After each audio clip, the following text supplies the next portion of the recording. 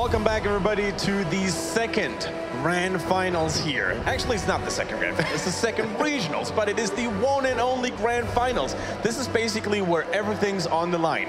The teams that are going to fight it out are Dignitas and Misfits. Dignitas, the reigning European champions from the previous regionals, whereas the Misfits are the summer superstars. They struggled the last time, though, but they came back in glorious fashion, Jay-How. You have the winner of summer regional number 1. Yep. And the winner of summer regional number 2. About to duke it out and say who the real number 1 is in Europe. I'm excited. I mean, I'm looking forward to it. That Darkmock I'm completely just a Misfit fanboy at this point. That was ridiculous what he was able to do in that last game. We heard you. Yeah, it was the sanctification, 0.1 seconds left. They all group up, they stack, they use it Ancestral, literally hitting it at the last moment that it possibly could, and then proceeding to use his level 1 over and over again, getting the reset. It was... I wanted to see that fight again. Yeah. And again. Okay, we're going to let Jay-How do his thing again and again then, right? Again. Let's just run it back. Are we actually going to watch it again? No. I can draw some lines and circles. We'll watch it later tonight. But to make it even spicier for you guys out there is, of course, we got to let you know how much money there is at stake as well. There is a hefty prize pool of $100,000 US. The winner gets the lion's share of 25K. That's pretty good pizza money. And of course, you can use that to buy all the upcoming content and skins that Blizzard has prepared for us. Grubby, you actually had the chance to test those already, right? There's two cool new maps coming out, Braxis Holdout and Warhead Junction, both StarCraft themed, full with their StarCraft theme music and all the special units. Mercamps are like Firebats and Ravens with Seeker missiles. And then you can unleash a Zerg Swarm upon the opponent's battlements, just like the third map. Legendary map in the StarCraft original campaign. Really cool to play on them, feels very immersive in the universe. Which of the new skins are you going to buy first, guys, by the way? Kerrigan. Yeah, Kerrigan's probably the first. Looks so awesome. I'm all about that Ranger Rexer, guys. I'm sorry. Butcherlisk. Butcherlisk is really cool. Yeah, that one is good, too. Kerrigan looks amazing. But back to the more serious topics here. Of course, we're here for esports. We're here for the Heroes of the Storm goodness. And, of course, in Europe, we have some of the finest. And Misfits and Dignitas, they have shown great display overall. I mean, there are no players left, I would say, that have had a wonky performance. Bloomby struggling every now and then from Misfits, but then coming back in glorious fashion with those Stitches hook, really important, really important. And same for Darkmock. I mean, can we say that he single-handedly decided the last team fight, Dreadnought? I think he decided the whole game, honestly. Yeah. His team fight presence. I compared him to Dami at some points. No, the one team fight where he was just skirmishing left and right, I genuinely considered that play up to the Dami Greymane Towers of Doom game where he just constantly outplaying his opponents, barely surviving and single-handedly winning it. So. And it once again shows that the melee assassin role is a very special one. I consider it to be one of the hardest roles to execute, but you get the greatest results if you do have a decent melee assassin player in your ranks. High risk, high reward, I think, when you look at those heroes and the guys that are able to execute as well as they can. I mean, that's how you become a legend. They were joined by one person. When we talk about Dami that fight and we talk about Kerrigan that fight, they were all surrounded by Tyrael. But yeah, I was really glad to see, we can't truly call it one-handed, right? 53, 47%, really close odds here. In the predictions on the Twitterverse with the hashtag HGC between the two coming up teams. But never truly is it, of course, one-handed. Definitely a huge onus on the melee assassin role. But I just want to say how cool it is that Misfits is actually rising to the task of placing a melee assassin in that final slot against the composition from Fnatic there on Tomb of the Spider Queen. It needed to be done, theoretically, but can you do it? And there's many theoretical answers so far in the draft that have not come to be the truth because the team hasn't prepared it. I saw the draft, I was so excited to see it coming out. I was like, they need to get a melee assassin. I was thinking, are they going to get Thrall? And when Kerrigan came out, it was a good choice, but it's a very demanding role. And Darkmock and his entire team really rose to the occasion. Let's talk a little bit more about Dignitas, though, because they also brought some great stuff to this tournament. I mean, the innovation that came out from that Zeratul and the Jaina, executing their wombo combo-ish style of Ring of Frost and the Void Prism was quite impressive, Dreadnought. They're by far the most, I would say, refined when it comes to that strategy. Nobody was nearly as crisp when it came to hitting the proper voids, and then also just the timing when it comes to the void ring play. We saw actually Misfits attempt to pull out that strategy, and it was completely just torn apart by Fnatic in the last series. It was out of sync big time. You know, Dread, when I look at the drafts, we've seen a lot of Tychus play from Misfits, and it's not something that we had necessarily seen a lot of before.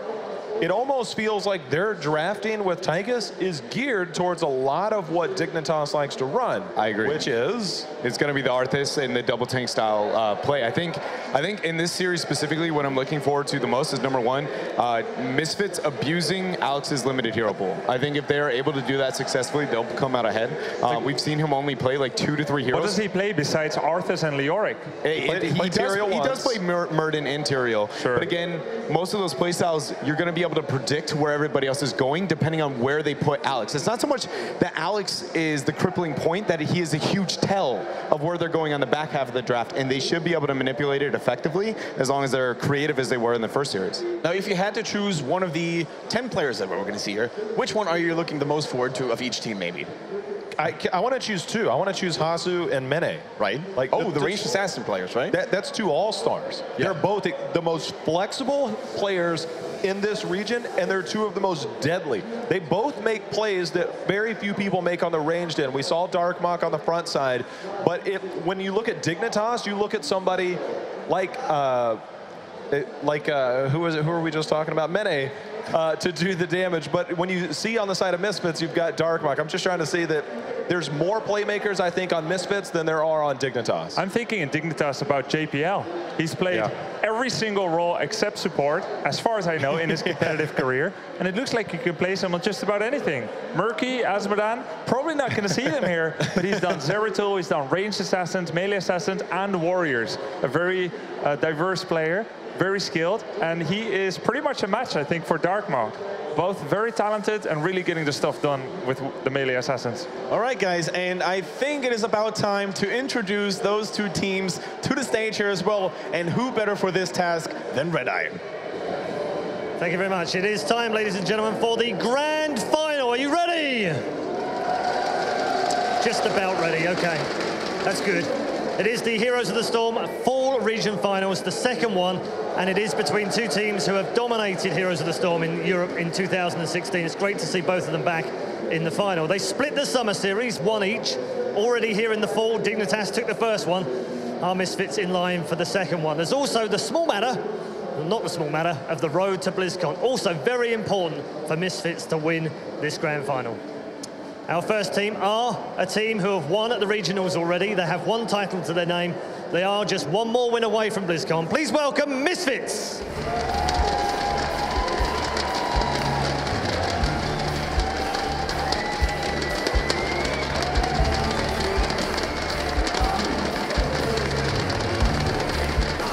They have played plenty of matches, plenty of professional matches, and plenty of scrims against their opponent today, who came through the group stage with a breeze. They've also showed us some new stuff that we didn't expect. They are the 3-time regional champions and the reigning champions of Europe. Please welcome Team Dignitas.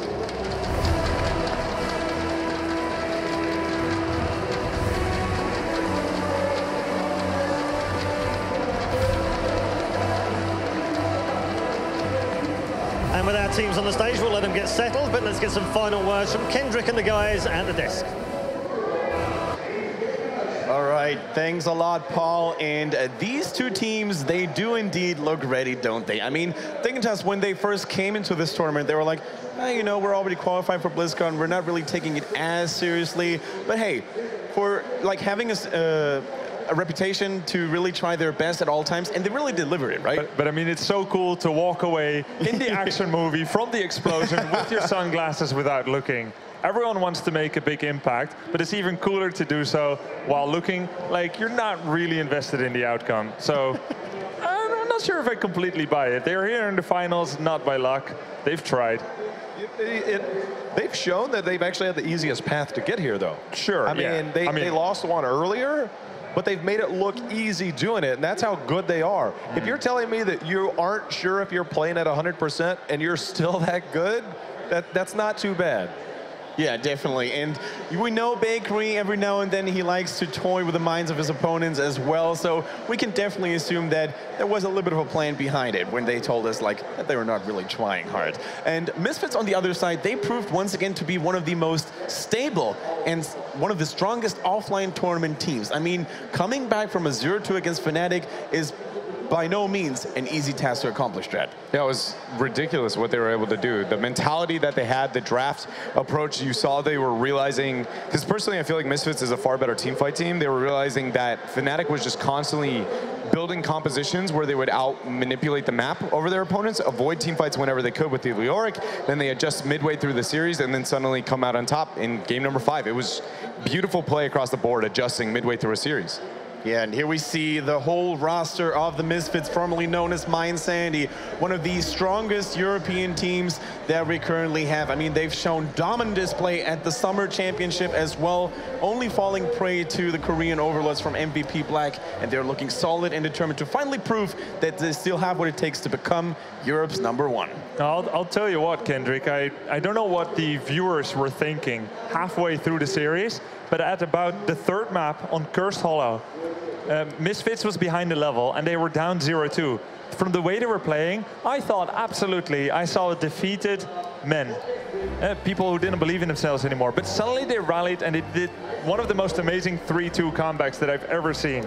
Now, however, here, Dignitas going up against them. I mean, Alex the Prodigy, he's finally there where the team wants him to be. But we also see players like Mene, as Jayhan mentioned, ever so solid. JPL, he plays melee assassins, warriors. You basically give it to him and he's going to make something good out of it. But also I want to mention Snitch. He used to be a very reckless player, oftentimes going in too deep, but now he's turned into one of the most solid Zagara players, for example, that we currently have in Europe. Yeah, I would consider him the wild card of the team before. I think he is slowly moving onto the safer side enough to where I don't view him as necessarily the rock, if you will, the guy you can always rely on, but he has become far more consistent of a player than he's ever been. Yeah. He's always that guy that plays specialist as well. Something like the Lost Vikings, for example. We've seen it earlier. He did a pretty good job at it. And what we can see now here, guys, for you is, of course, the first draft in this best-of-5 grand finals. Misfits against Team Dignitas, and we're playing on the Cursed Hollow. I mean, Falstad and Turiel, those have been the 2 most frequent bans. Are we going to see the same thing happen again, guys? I think we're going to see a Zagara ban. Yeah, I think I don't think either team wants to give us up Dread. I agree. I think that's why we see Falstad being banned out first for Misfits, is they really want to see if they're going to allow it to go through, or they end up with the Tyrael, which, to be honest, I think that they're the better Tyrael-style teams. I think that the melee-style play really fits into Darkmock. So really big advantage here for Misfits in the sense that they can get the first pick on this map, as there are 3 super impactful heroes here. Now the question is it indeed Zagara? And yes, it is. So they got what they wanted there. Arthas what? Dig is open so aggressively with those melees. Again, it comes down to Alex and who they want to be putting him on. I think they're going to have to show some signs of adjustment in the draft if they want a success. All right, we see the high Murden. Is it the Murden Arthas rotation, or are they going to It's either going to be Murden Arthas or Rhaegar, I feel like. They just play so safe this early. Who plays Zagara these days on Misfits? I mean, Hasu can play it in theory, but Nurok also a player that usually likes to play her. HotS has played Zagara. Tychus? He's played Tychus. They might just be saving Tychus. There it is. There we go. Okay, so it's probably going to be Nurok on the Zagara. You think we will possibly be seeing some more Stitches? From Dignitas, possibly. They take in the Arthas themselves. Wow. We haven't seen a high prioritization of Arthas by Misfits. Clearly a counter pick, stealing the candy away.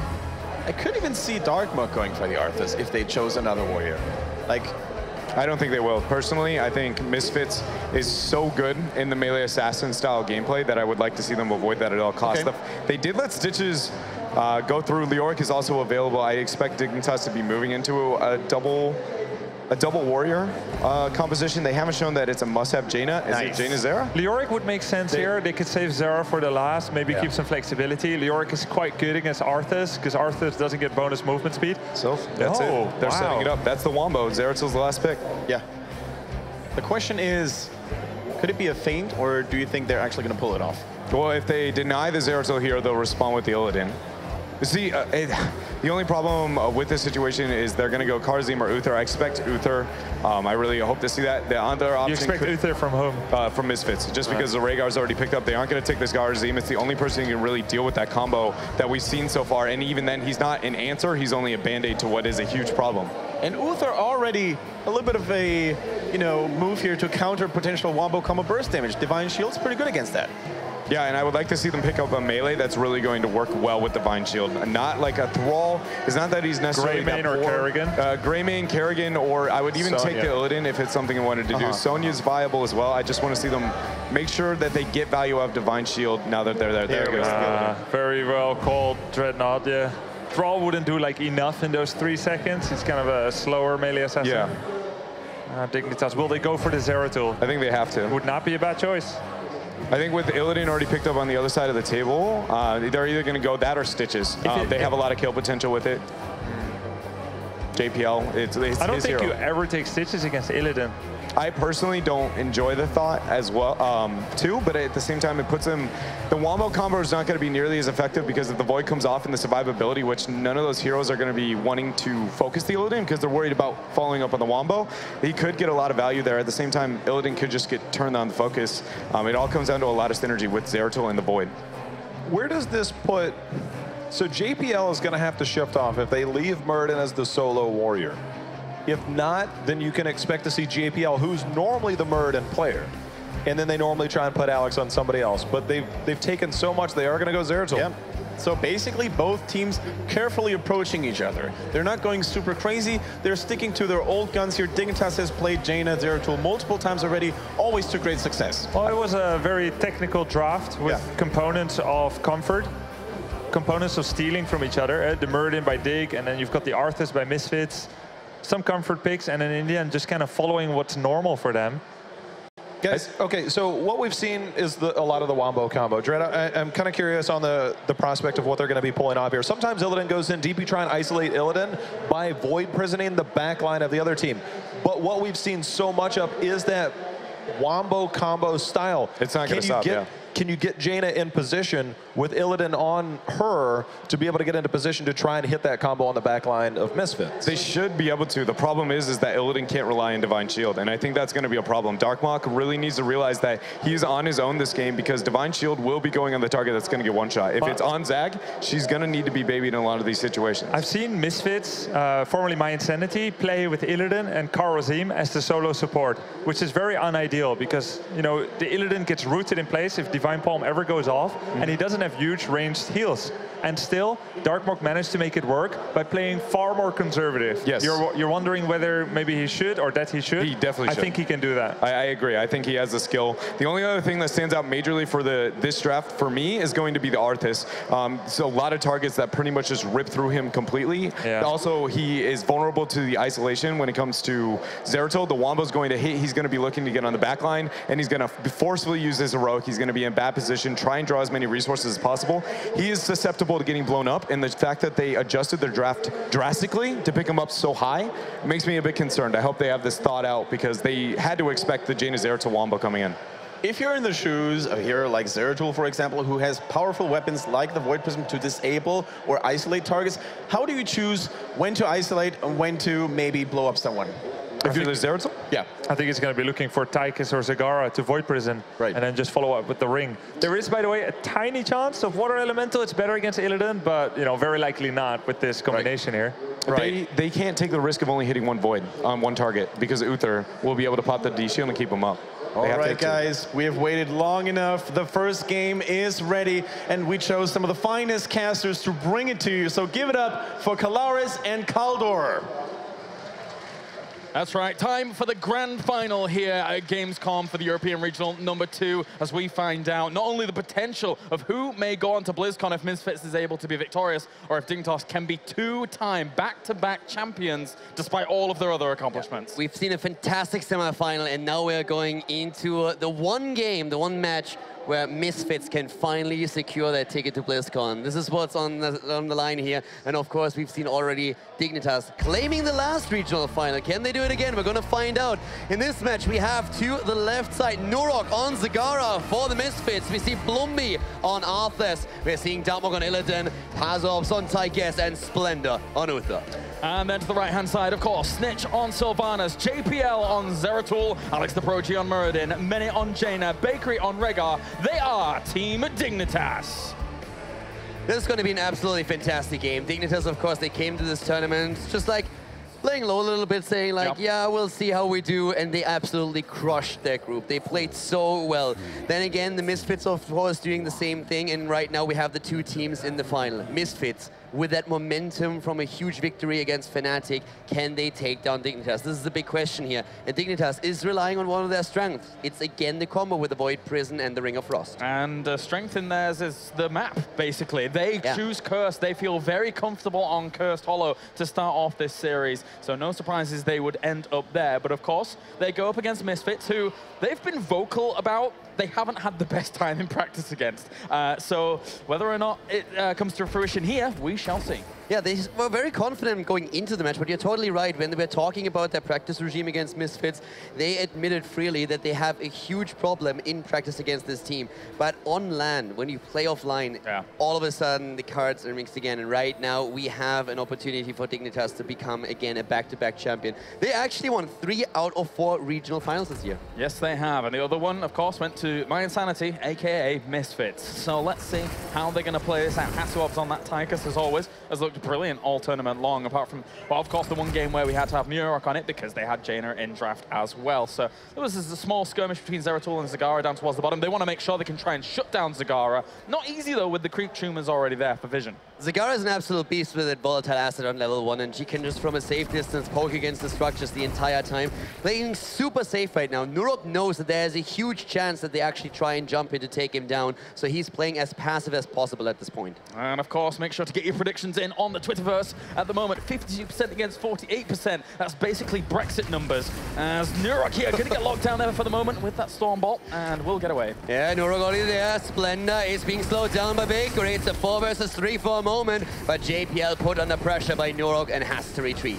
All right, so all is good as they just rotate on around because, of course, they cleared up the mid lane wave. They can both teams get back up there without losing any minions from the experience, and they should be fine. Although, nope, didn't even lose 1 minion. Good job, Alex. Also, we have Arthas finally taking his talent. He went into a block on level 1. He held it back for a long, long time, deciding of what he would choose here as the level 1 talent. Besides that, it's important to know that right now, none of the teams, actually like both of the teams in this case, are going again for the Siege Giants. None of them go for the hard camp, for the night camp that we've been seeing taken in the previous series, where Fnatic decided to go for it. In this case, Tribute spawns at the bottom, which is going to give the Misfits the upper hand. Many, many times we see Mena going for that machine gun ice bolt build, but this time around he's going to be going for the explosive build, just trying to combo someone down. They mentioned it in draft. Whoa, Alex, calm down. But of course, now it's going to all be about the absolute one-shot capability from the Void Prism, from the Ring of Frost, and everything in between. And it's going to be really interesting to see how well they can set this up. The last time they played it, it worked perfectly for them. But now they play against a team that is very experienced with this particular composition themselves. They will be trying to just split their backliners to make sure that the Void Prison can't hit both of them. And they have, of course, a couple of tools that they can use to prevent that from happening. We have the Divine Shield later on, and this is something that Splendor needs to use there. Oh, body blocks potentially coming out from Alex here. That will be first blood going over to Team Dignitas. Good moves, and he was even spotted by creep tumors, so that was a nice little move by them. It was really well done there from Team Dignitas, and in this case, the Gara falling just when we see 2 heroes committing towards the night camp. So they have to rotate someone down there to at least soak the experience. It's going to happen any moment. Zagara also back. Death timers this early in the game, very low, of course. But Dignitas has already secured a slight lead in experience. Yeah, definitely, and maybe they'll want to try and get that tribute pretty quickly here. They might get level 7 and then be able to contest that tribute just as that talent tier has advanced, whilst Misfits does not have it. Unless there is some stall out here from Misfits, which they're going to go for. Strong rotation so far from Dignitas in this game, allowing them to pick up that 1 kill. They also have now the opportunity to just rotate Zeratul in. They did just that, but the hard camp, the night camp, is pushing through the mid lane, and Zeratul has to take care of it, which allows for now the Misfits to take the better position around the top tribute. But there's still a talent missing for them. Yeah, and they're not really gaining too much experience at all here. We've seen Darmok trying to gain some of that experience, but still no level 7. Have to be very careful here. Zeratul just walking back and still continuing to clean that up. Eventually 7 will hit for Misfits, and they should be able to contest this continually. They have quite a lot of tools to keep the opponent at bay, and they're using all of them right now. Arthur's actually soaking experience at the top lane before he starts to move in. Now we're having level 7 on the board, but already Sylvanas moving to the bot lane because Dignitas realizes that they don't want to fight this fight. They're moving Snitch to the bot lane so that he can get value. He bursts the wave away and now allows the towers to take down this wave, to deny experience to Misfits. He doesn't use his trade to lock those towers forced out even more because he wants them to kill the minions off. Yeah, that's really cool. I like that a lot. And also, the poke, as you were mentioning during that tribute, it kind of accentuated more from Misfits to have that Zagara available when you're going up against a Jaina that doesn't have the Ice Lance build, not the extra range. So it's a little bit harder for them to start contesting against Misfits in those situations. You have your Roach drop, you have the volatile asset, of course, also that can just like poke from a distance, and this is exactly what they utilized there. But we can see that thanks to those moves that Dignitas made, the strong rotation of Sylvanas to the bot lane, and then letting the towers kill the wave off, they are now a level ahead nearly. Yeah, it's a good move. It is a good move here, making sure Misfits were committing so much to those tributes and not really paying attention fully to everything on the map. They have one problem now, of course. There's 2 tributes already for the Misfits. This is what they gave up. They gain an experience lead that they might bring to level 10 so that they can safely get the next one. They're half a level away. It's 12 seconds left, and they're currently pushing. The camp that we've been seeing here is also has to be pushed by the Misfits, which is what they're doing right now. Zagara versus Sylvanas at the bot lane. And this is one of those that Misfits are very likely to give up. Yeah, it's very difficult to start contesting this one, that's for sure. So Bakery's just going to channel it. Alex will be there for zoning. But during all of that, Dignitas didn't give up any soak in experience across the lanes, knowing that Misfits was likely to give up that tribute. And they go for the boss. They have the level 10, they have the barb shot also on Sylvanas, the extra damage here. She can't really use it in this fight since she's not part of the boss move, but she is currently trying to just rotate up top. But abandoning the bot lane allows the Misfits to get value by taking down a fort. They probably know already what's happening at the top lane. They know they can't contest it since they don't have 10, but they get value. Interesting to note that Alex actually goes down to the boss as well, since Illidan wasn't showing, and Tychus also wasn't near enough to the wave to show up towards the top. So he was like, are 2 people really doing that boss right now while 3 are pushing on against that fort? Zagara is now trying to at least destroy the fort at the bot. As long as there's no rotation against Zagara, as long as Nurok knows he's safe, he is in a position where he can make that play and get some counter value, because that boss for Dignitas at the top lane is going through the wall, will not quite take down that fort though. And that's also thanks to the Siege Giant camp that was perfectly timed by the Misfits. Yeah, extra little DPS there means that they can compensate elsewhere, going to other locations, and it is going to be Nidus network here for Zagara. So the split push is going to be very real. We saw how strong it was for Misfits against Fnatic on this map, so Dignitas has to be careful. Bot lane tribute spawn, great for the Misfits. They're a little bit faster with that rotation. They might be able to zone them out here for a bit. There's also, of course, quite a lot of creep tumors and a bit of vision that they can use in this case now. Level 11 versus 11 though, so even talents for the 2 teams. And this is the first time that we really see this team fight approaching.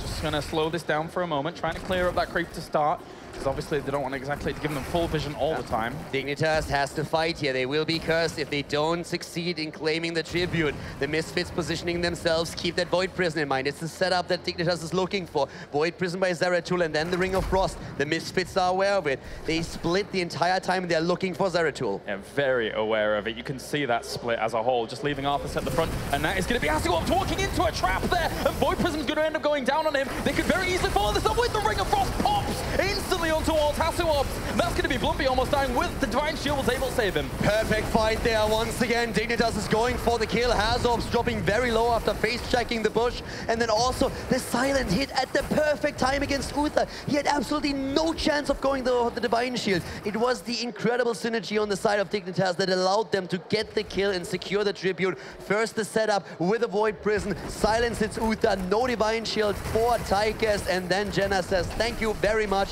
Drops the Ring of Frost. And this is, of course, the end of the Assassin. An uncharacteristic move by Hasselhoff, to be honest with you. He's played great all game long. You're going up against a Zeratul who's invisible anyway, and then you go and face check a bush. At least throw your grenade in there. Exactly. I expected him to just like throw the grenade in and see if someone is hiding there. He didn't. Now the boss at the bot lane is being there. Guess who's missing? Rhaegar isn't there. There's the stun. Darkmok is low. Rhaegar is now on the way, but in comes the jump of the dwarf. But Alex is down. The boss is taken. The Misfits. What? Alex went in too far and he was too low. I don't know what to say. It's unfortunately, Many's going to die as well. This is a catastrophe. Look at the spawn. The tribute is at the top. This is going to be a cursed tribute. This is a cursed tribute that we're seeing. And guess what's right next to it? A Nidus network. Just send Zagara up there. She can do that fast as anything. Zeratul is going to try and challenge her, though, probably if she's not careful. So that has got to be a little bit of a worrying situation. Although I suppose Nurok is now going to challenge JPL, as he already got up there. But JPL can't stay there. No. He cannot stay there. He has eventually to move back. back, or Zagara can just like play this game with him the entire time, just be Dignitas. This is actually like bad for them. They're moving through that wall here. Nurk is keeping JPL up at the top, but now all of a sudden Hazo is also back to business here, trying to help out. 13 is on the board. They have such a fantastic position right now. And Jade does need to get away. Tychus was there. Small thing that Zeratul actually did there. He went in and walked in, used his cleave, and then backed off. Reason being is he didn't see Tychus on the map, and then later on, if he needs to interrupt again, he'd be a little bit safer with the Singularity Spike in case he had to throw it from range. Dignitas just goes for the kill against Tychus early, secures the tribute, and Misfits says like, yeah, we don't care, we're going to take the boss right now. And with Alex already being so low on Muradin, he just couldn't do anything. He was trying to sustain himself on the point, but Rhaegar had to make the movement from the top down to the bottom. It took way too long for him. He had no opportunity to drop the Ancestral and keep Alex alive. So now the Misfits are the one that cursed Dignitas. They are ahead in experience, and they need, of course, to try and get some value out of this curse. And we've mentioned it before in this tournament, but Hasselhoff's Tychus build is just so strong. Nia Steel being taken at 13 as well, so now he's going to be extra tanky during all of this, can just move on back and just gets himself basically 3 towers. Against the setup that they're going up against here, Neo Steel is just absolutely amazing. They need to make sure that he survives the burst. If that happens, that's the dream. They go for an isolation against Illidan. They want to burst him down. There's no way. He uses the Metamorph after this, jumps in. The heal is there. There's the Divine Shield on Darkmock, and he goes deep, trying to secure a kill. Has to jump out again, but all those cooldowns that were just used by Dignitas didn't do a whole lot, but Misfits is solo. The kill against Sylvanas. Alex is deep, takes down Tychus. This is a slaughter. They turn Cursed Hollow into a graveyard, and Zeratul dies as well, and the counter kill against Arthurs. Oh, it's never going to end here, as Bakery actually just jumps back in. He shouldn't be doing that really against the Illidan there. He needs to back up with Mene, etc. But that was all flicked on a switch there, with Sylvanas dying from the 3-man Howling Blast that we saw coming out from Arthurs, isolating 3 away from Sylvanas. It was perfect play at the beginning of it. What a fight there. And again, that Void Prison dropped on Illidan, and he simply dodged all the damage. It was great. Jumped out, and the Divine Shield was ready. Splendor was there. Now they have 3 heroes down on the other hand, and Dignitas is picking up the pace. They need to close that distance experience if they want to close up on level 16. Misfits still in a slight lead here. And this is really one of the moments when Nurk with his Nidus network needs to start pressuring lanes even more. I need to remind you again, this was Dignitas' map pick. They feel comfortable on this map, but going up against Misfits, they're almost their kryptonite at the moment. So if they can be victorious here and qualify for BlizzCon, that would be massive, considering their semi-final performance. 2 games down to then rise back up. It was unbelievable. Not only that they were able to win 3 games in a row, but that last game, these fights. Amazing. The Immortal Kerrigan, Dark God there, completely going crazy on the hero. Up to the top lane now, another boss that goes in, actually rooting Zagara in place for a second. But this is the early level 16 talent for the Misfits, so this boss should be defended against easily by Zagara, and they should be able to hold the mid lane in the meantime. Nice, nice, nice. And of course, Illidan here at level 16 with Marked for Death gains massive power behind his position. Whenever he's jumping to people, he's able to just get extra damage done during all of that. They really want to try and blow him up somehow, some way, but it's not easy. They do have the vulnerability available on Sylvanas as well as Jaina now, so Dignitas has a little bit more blow up, one would say. And again, it's a tribute on the map, and this one, the Misfits could be cursed, and oh my god! Well, I did say blow up. Illidan gets blown to pieces within a second. They didn't have to sacrifice any of their heroic ability cooldowns, and that is, of course, going to be an easy curse against the Misfits. That was a very cool and perfect timing here for the kill for Dignitas. Yeah. Great play. Absolutely perfect for them to just get themselves back into this. They're going to get a lot of structure damage, one would say, from this. Just taking the fort towards the middle, maybe trying to walk on forwards as well. Maybe a tower or 2 there, and shutting down these Nidus networks. It's actually very important. Yeah. Because in the previous Cursed Hollow game that we saw from Misfits against Fnatic, they had like 9 or 10, the max, Nidus worms up. Deny the creep, deny the Nidus networks. Just make sure that you limit the movement abilities of Zagara, the ability to move on the map as much as you possibly can. But right now, of course, what Dignitas is currently looking for is damage. They are trying to take down the structures here. The curse is strong. We have seen Nurk already move to the bot lane thanks to the Nidus network and deep pushing there. He needs to be very careful and moves away immediately when he sees the rotation away from the mid lane, because he's very exposed in this spot. Just moving on away now. That easy camp up towards the top has actually done quite a bit of work, and will continue to do so for a little bit here. That minion wave, though, should be able to dispatch of them, since the other minion wave from Misfits isn't there just yet. And for now, Hasselhoff's just going to have to move on back here. And it's all Nidus Worms. There's only a few up and about at the moment. They actually didn't really get all that much value out of the curse, to be honest with you. The top lane didn't do anything because of the Siege Giant camp that was there. They actually have to defend it. They pushed the mid lane back and got a few structure kills. But overall, not a lot of value here. And in experience, they are now on the same level as Misfits, but they couldn't really take the lead. Well, they're playing this one slow at the moment now. They're just looking with Zeratul, trying to do a little bit of scouting before, and weren't able to really get too much done with it. Snitch is going to join the team. They really want team fights by the looks of things. And just look at these rotations that we are seeing from Sylvanas. She's so much slower, of course, than Zagara is. And every single time you need to rotate Sylvanas to the top lane to de-push the wave, she's missing. And there's a potential for a 5 versus 4 fight if Nurok is fast with that Nidus network, just moving from the top down to the bottom. And this is something that Misfits are actively looking for right now. Challenging that boss, just chilling out around it. And Sylvanas taking the hard camp up towards the top means that, well, eventually they would realize it would be a 4-man situation if they were to challenge the boss against the 5, but Sylvanas will get down there super, super fast now. Yeah, Sylvanas taking the camp, and one of the things that, of course, helped with that quite a bit was also the Windrunner that they have here. So in this case, we're having them just recharging the Withering Fire and dropping those Knights as fast as possible, putting pressure into the mid lane. Both of the teams now on level 18, 4 kills against 6, but we're waiting for that additional tribute. But with both of the teams having 0 tributes as of now, it's actually something that you can let go. I mean, look at it. Close game, best way to start off this grand final. Yeah, totally agree. I mean, right now, both the teams just like filling each other out a little bit, trying to see what exactly is going to happen here. Again, Dignitas looking for these blow-ups with a Void Prison, with a Ring of Frost, unless, of course, Illidan finds himself isolated again and is going down within a second. That was, again, I used the phrase Fahastu before, but uncharacteristic is the way that happened for poor Schmockers. As for now, this is going to be taken down pretty rapidly, and I mean, even that tribute, it's only 1 on the side of either if they were to take it, so it's not as impactful right now, but they're going to challenge. Yeah, it looked a little bit when Illidan died that Darkmog actually evolved to his final form in the series against Fnatic and finally evolved into Dark God, but kind of depleted his energy level. Exactly. Needs to get that back up again. Yeah, going back into that hyperbolic time chamber, my friend. Get going. Exactly. But for now, that was easily taken by Zagara. Well done. And again, Sylvanas, just look at her. She's spending more time at the top lane de-pushing these waves than with the team, and now she has to rotate into the middle to do the same thing there.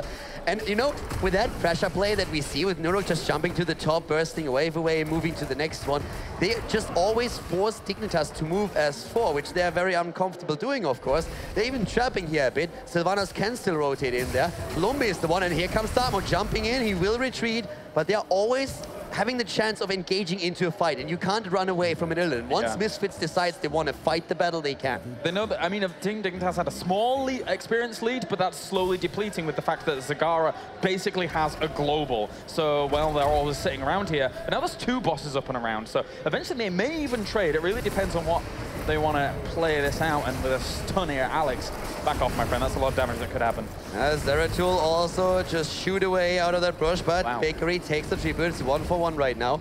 Both of them are very reluctant to fight here. If they can get the position early and take the tribute, they're willing to do it, but they are very reluctant to fight that team fight before level 20 is on the board. There's such patience from Dignitas to stick around next to this boss for this long and make sure it's not going to be challenged as Baneling rolls into the other boss to see if it's being done by anybody, but it's not to be the case. But level 20 once again is going to make Darkmog and Zagara so much more scary too, and of course we're talking about Illidan here as well, so it's not going to be easy, to be honest, to fight this after 20. There's a lot of potential for the Misfits just trying to play around the opponent. There's 2 bosses up on the map right now, and that alone puts you in a position where just a team fighter losing a hero can suddenly spiral out of control by the opponent taking both of them.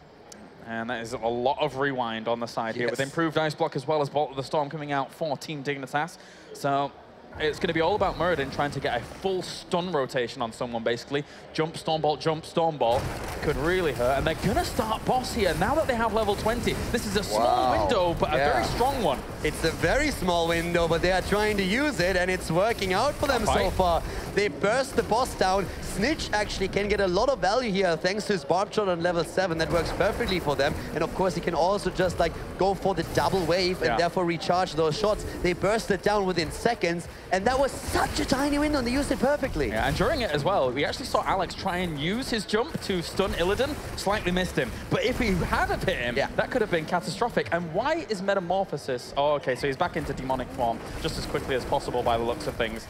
So he already popped it to get into it, ready for the fight. Yeah, now we are seeing them starting to go through the bot lane. Keep that Sylvanas in mind. Snitch is going to try and get that sweet value here. Already the drill in position, but that's not going to be there for long. JPL is trying to poke Norok down a bit, and he's doing a decent job at that. Here comes Sylvanas, boss already down to 50 HP, less than that at now. But they could not commit. They don't commit to the keep. They play it super, super safe. Yeah, patience is a virtue here, as they will try and head up towards the top.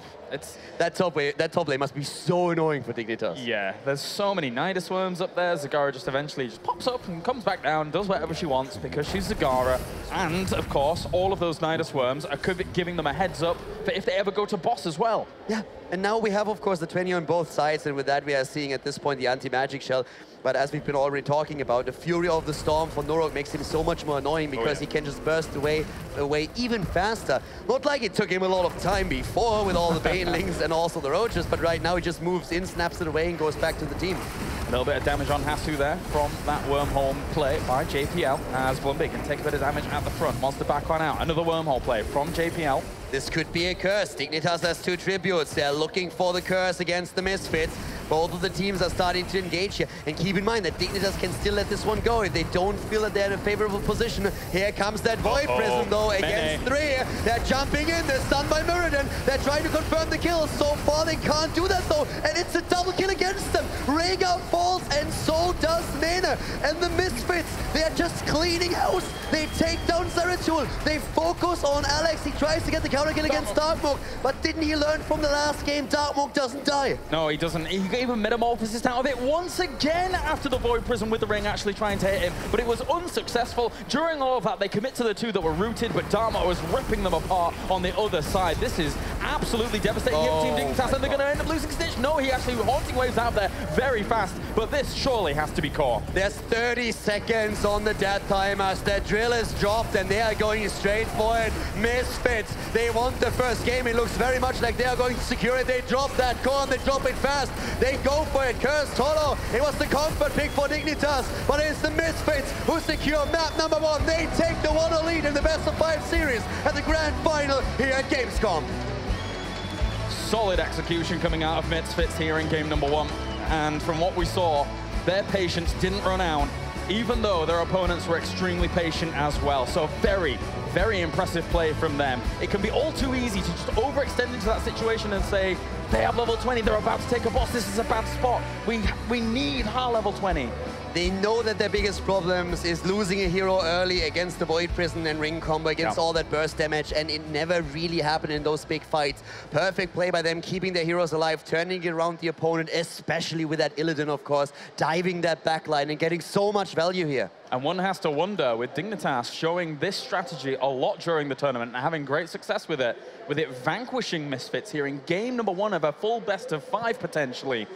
That's got to sting a little for the boys in Dignitas. That was the 4th game in a row now that the Misfits just won, counting the series against Fnatic, of course, earlier. They have so much momentum going for themselves right now. They must feel unstoppable here. Yeah, it seems that way, especially going up against Team Dignitas, who they seem to feel confident against at the moment. Yeah, it seemed like Darkmook took the hands off the keyboard just once. That's when he died. But besides that, he just played his old melee assassin self, and it was absolutely beautiful. All right, well, time to head over to the analysis desk for game number 1 to see what they think about Misfits versus Dignitas. All right, once again, Darkmook pretty good on that Illidan, but we gotta give credit to Dignitas because they were actually in control of the game for a large period of time, JL. I think they were definitely in control a lot. They played a very safe game, and they backed off the keep, and they thought they were going to have a little bit more time, but things did not work out for them when it came to that last team fight. I was so sick. JPL was zoned out by Alex the Pro G with the frozen waves. He blinks away, and he's got 2 seconds to think about what he wants to do with his life. And you see that wormhole timer shrinking, and at the very end of it, He clicks, blink back, Void Prison. 3 people. Looks like a beautiful Ring of Frost. But in order to get the Ring of Frost, because Zeratul was already sectioned off to the top right, without his team, Jaina had to move in. Mena, he does what he's supposed to do. Ring of Frost on 3 people, but finds himself in the fire lines. Ice block, but once he comes out, Ancestral does not have time to finish. And he hit the Void Prison on the 3 targets that really were like perfect for them to be hit by, right? You have Uther, he Divine Shields himself, even if he didn't, he had the Redemption, he has the opportunity to come back. Then Dark Mach instantly Metamorphosis, and then Arthas was the only other target hit, and he just popped ghouls, walked away, and was just like, thanks for that. Our backline completely unscathed. Yeah, and that team fight did look very impressive, and you know who else is impressive? The tall giant next to me. Jay, how do your thing and take us to the replay. Well, we're going to take you to the replay of that fight in particular because we're going to see exactly what Grubby just talked about. You can see up at the top JPL. This is the part where he's going to wormhole back in. And as you said, it's a full commitment at this point. But guys, this is a reason why you pick Uther, as you can slow down the D shield on 1, and then your most survivable target, you leave alone. That's Blumby because he was there on that warrior. He's able to stay alive. You know, you see a lot of things going on there. As you see the dwarf toss, I think that had the reset there on the rewind. He tried to get in there and save anybody he could. But the moment you have Uther, you're able to save not just 1 target, but 2, because you can cleanse 1, D-shield the other, and leave the warrior just fine. And if you die, then you always have redemption. Exactly.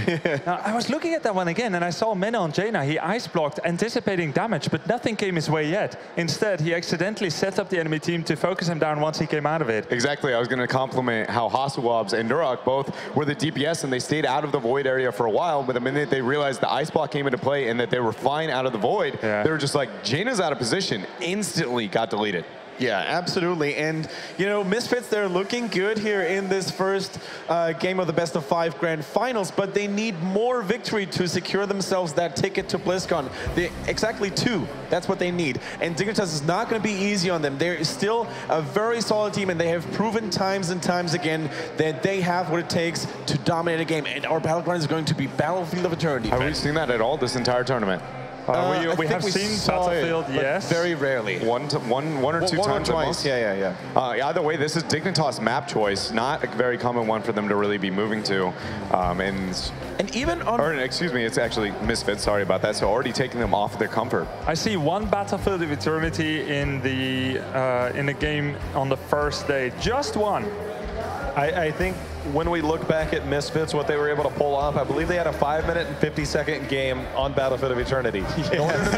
In order to make that happen, that was a quickie. You've got to have somebody like Sylvanas in order to lock it down to get the most out of the Immortals.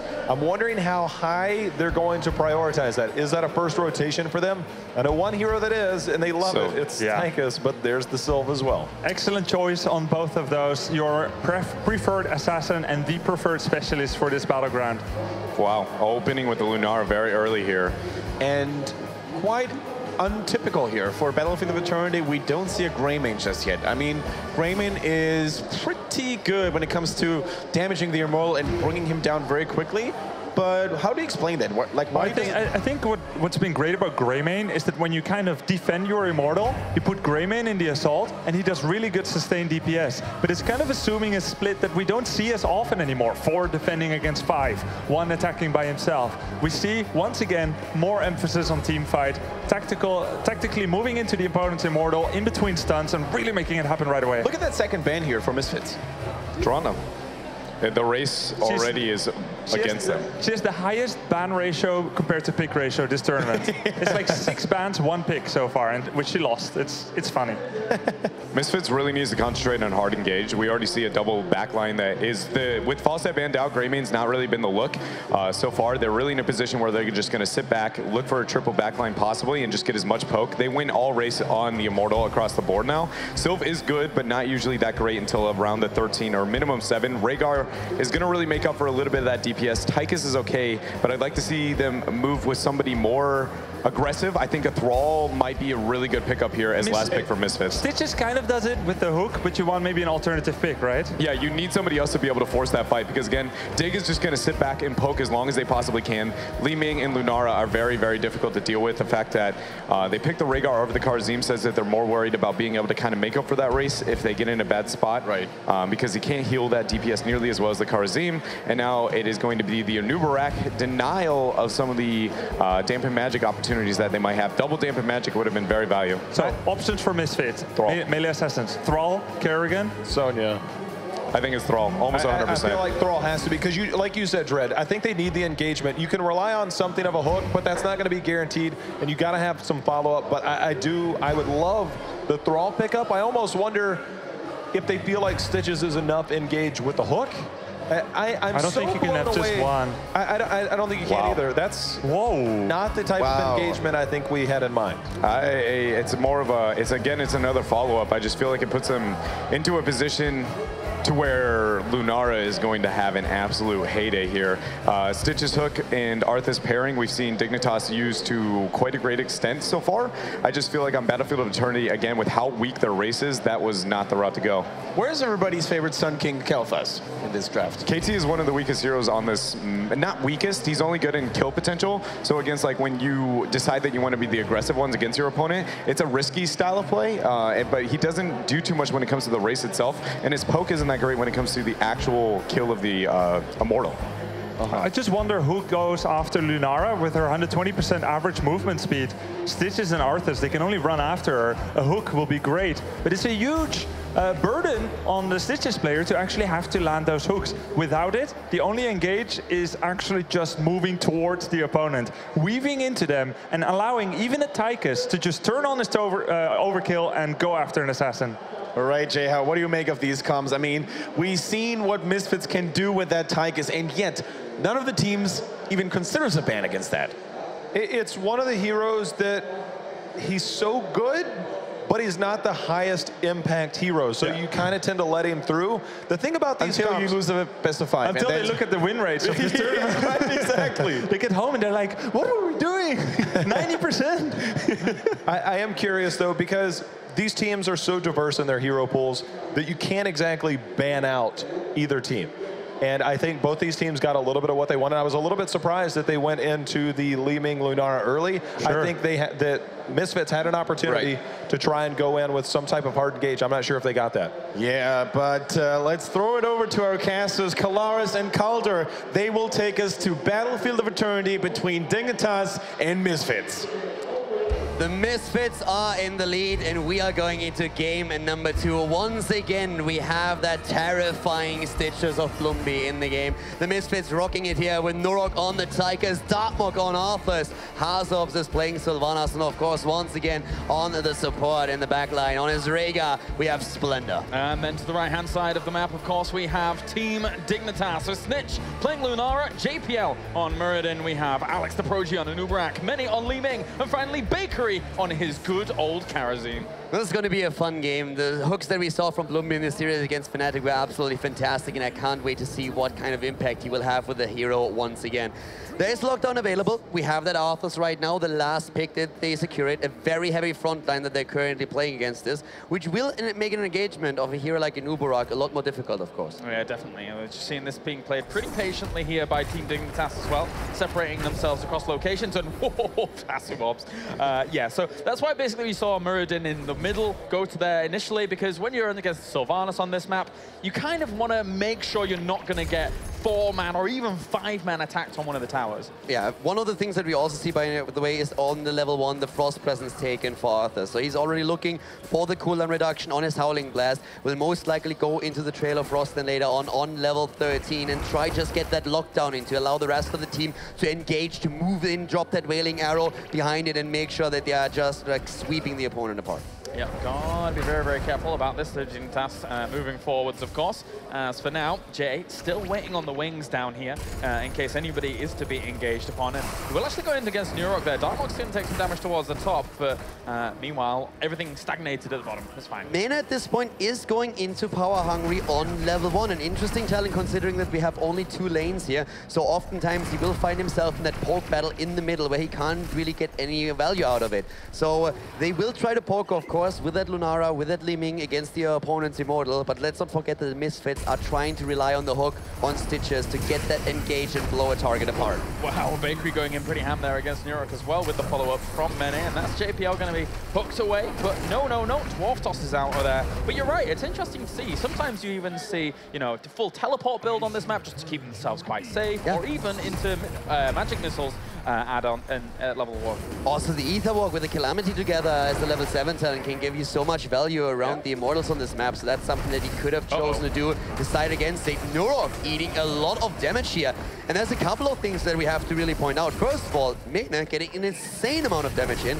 And for Blumby, it's going to be also quite difficult to land these hooks properly against the Nubarak that is constantly spawning beetles. Yeah, very much so. Almost at 6,000 damage against heroes already is Mene, which the nearest is like 2,000 some at the moment. So not exactly easy for him to kind of, Misfits at least, to dodge that. He keeps hitting those combos, but this is a slow Immortal pace at the moment, with Alex and JPL trying to zone. And we have a bit of a different style here for the Immortal as well. Dignitas is rotating heroes to the top and bot lane to get level 4 a bit earlier, whereas Misfits is committing with 5 heroes to aggression and has to actually back off, especially that Li Ming poke has become a problem, and there's level 4 now on the board as well, which will make it even harder. Triumvirate has been claimed here for her. And Misfits have got to be very careful when that Triumvirate comes in. Splendor was whacked there by another combo once again. Another one comes out, doesn't quite catch anybody, so that means that that orb is on cooldown at the moment. Blinks away before the hook's even thrown out there against on Blumby. So good anticipation by Mene. At this point, it's really looking great for Dignitas. HotS is solo, and I mean, look how much damage they are eating, especially with the Triumvirate taking now 4 Mena. That cooler reduction that he gets if that orb travels the distance is insane. He can poke the entire time. They dropped that Immortal down to 50% with Misfits not being even close to that. Unless they're going to hard engage, they need these hooks to land. Because if they don't, it will be poke, poke, poke, and Dignitas will win. Now, Misfits has resigned themselves to the fact that they're not going to win this. They're going to try and take as much of the health down from it as possible. And actually, they did better than I expected there. They did a pretty decent job trying to go for it, but at the same time, I have to say that in the long run, I am really a bit afraid for them because, as you said, if they fail to land the hook, if they fail to get that lockdown, then all of a sudden it's going to be an endless poke battle, and Dignitas is just better equipped for it. Very much so better equipped for it. It's going to be difficult for them to deal with, as for now, the only thing they can that deals with it is really Stitches standing in front of things and soaking damage with Dampen Magic. And that's going to be a hook on towards JPL, but it doesn't quite get anything from it, to be honest. JPL doesn't even care. He doesn't even Dwarf Toss out. He's just standing there saying, all right, I got hooked. I'm just going to walk out of this. There's nobody to lock me down, and Arthas is at the bot lane. And talking Arthas, he's actually being engaged upon as we see Alex rotate down to put more pressure on him.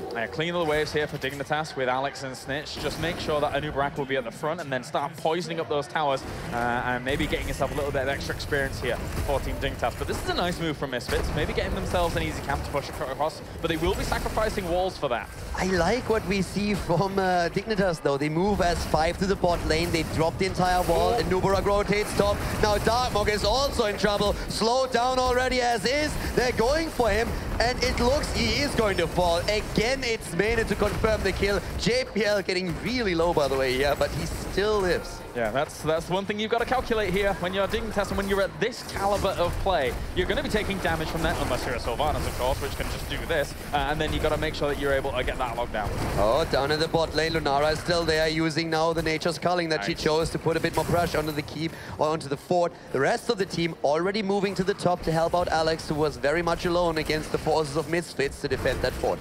And another combo coming in, doesn't hit anything. Darkmog starts that hard camp. Likewise, so will Dignitas, knowing that the Immortals are going to be spawning very, very soon. So they want those waves pushing against each other. I mean, look at the forts as a whole. It's quite even, actually, in terms of structure damage. I also like the level 4 talent combined with the level 7 here for Anubarak.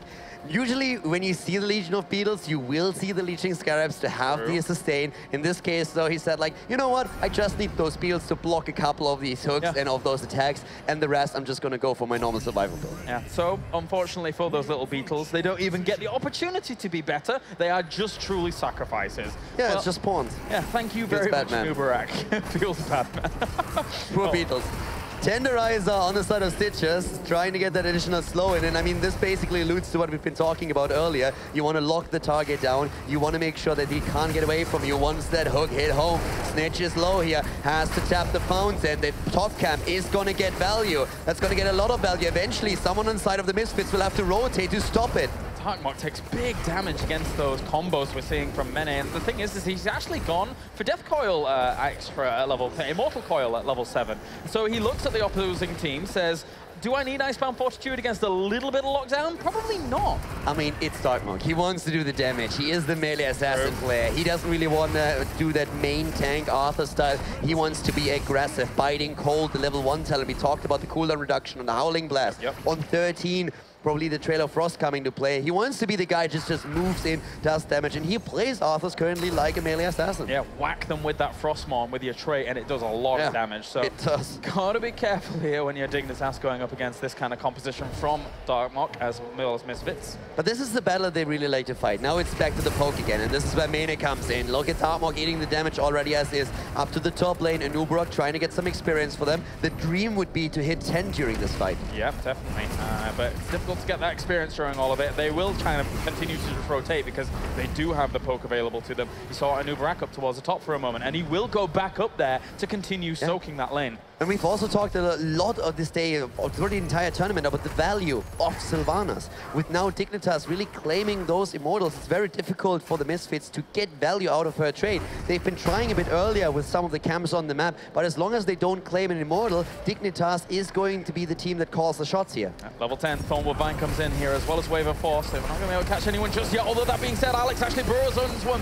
Darkmark's going to take big damage. He is blocked. He is down. That is a big pickup for them with that level 10, and they will get this Immortal. What a beautiful engage by Dignitas, and Alex in the perfect position. He cuts him off, he just dives behind him, blocks the path, and just no space for Arthas to get past. He just completely destroy him, and that's not only the halftime show that they win. At this point, the Misfits can't really do any damage anymore. They can't contest. They're trying to at least drop the shield a bit, and they do it to 60% roughly, but this is going to be a brutal push against them. I mean, if this game continues down the same way, the same vein, every single engagement, and my Misfits don't make a change in the way they're going to approach these fights, that similar situation is just going to keep happening again because of the poke. No, you're totally right. And keep in mind what we have as heroic abilities for Dignitas. If the hook lands, Karazhan will attempt to close the distance to drop the palm. And we also have Li Ming not going into this integrate, but will to lock her down, of course, too. But the Wave of Force, which can also create just a bit of space between the hook target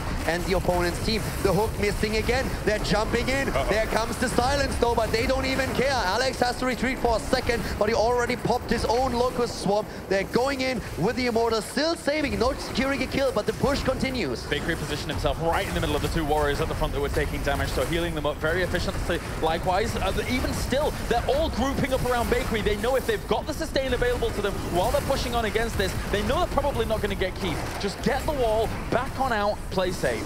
And get the experience. Level 12 versus level 11. That means that they will get into 13 faster. Dignitas is just running the game they want to play. They are playing their style that they are very familiar with at this point, and they force Misfits to play their game. And this is something that the Misfits can't afford to do. They need the hook, they need the kill, and they need to make the pressure play. I mean, for the most part, before first rotation, you prioritize Li Ming and Lunara, then you can stick almost any warriors in front of that, and you're gonna be in a fine spot unless they have full hard engage. Blumby hooking the Beetle here. Sad times. Yeah, that Beetle was a hero. Even surviving the hook, standing there for a little bit longer, and it's like, yeah, I gotcha. I just like I like to imagine the small Beetle as it's flying through the air and the hook just going, whee! But, like Asmodan on the carpet. Yeah, he's fine, he's fine. Oh, there we go, but Alex rooted for a moment, but has already JPL backing him up. Stormbolt, clap on the ground. Alex doesn't even have to escape. All right, Nero taking a bit of damage once again from a combo. That Snitch denying experience once again here. Okay, Misfits. This is not Snitch playing safe, this is Snitch being lazy. Yeah, is he AFK? Is he getting a drink? I mean, like, they don't have vision on all the heroes. The Snitch obviously is just like trying to stand back in experience range to soak that. He doesn't even want to push that out. He would overextend far too much. And as soon as that hook hits or Arthas moves in from the side, he can't really escape. So he's playing a very safe game here, making sure that nobody dies, which is, to be fair, the only thing that they have to do right now before the next Immortal comes up, because they have that talent. Wow, Mene going into glass cannon.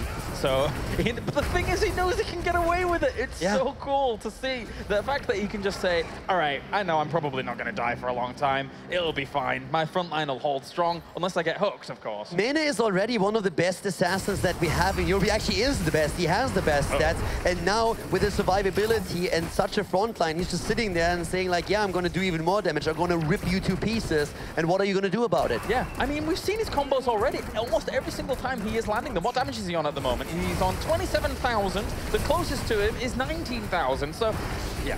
Nobody's even close to what he dishes out. And with that glass cannon, that gap is just going to widen. They have the 13. There's the defense for Misfits. They need to engage. It's the biggest problem. They just can't engage. The hook is missing again. They play so safe. Dignitas' positioning is absolutely fantastic here. And that poke damage is taking its toll. Apart from on Murden, no, I don't think any hooks have landed at all. It's not been difficult. HotS was trying to make a move there. You saw him trying to go and snitch on the right-hand side because he knows he feels the team as a whole has to do something different. They can't just sit here and allow this to happen. Pudric Bile is on the ground already. He used the cooldown, and there's still poke just continuing. Now they start to go for stitches. Nurok is low. JPL wants to go for the kill. The Ancestral saves him for now, but they're still following it up. And Mene actually misses his combo there, knowing that Maduro might actually move back, and that's going to be a good wailing arrow on towards a few. That's actually a great trail across there, actually catching a few of them, and Blumby takes some big damage. Dignitas is just going to back away. That's another great howling wave. Blast even, I should say, and that is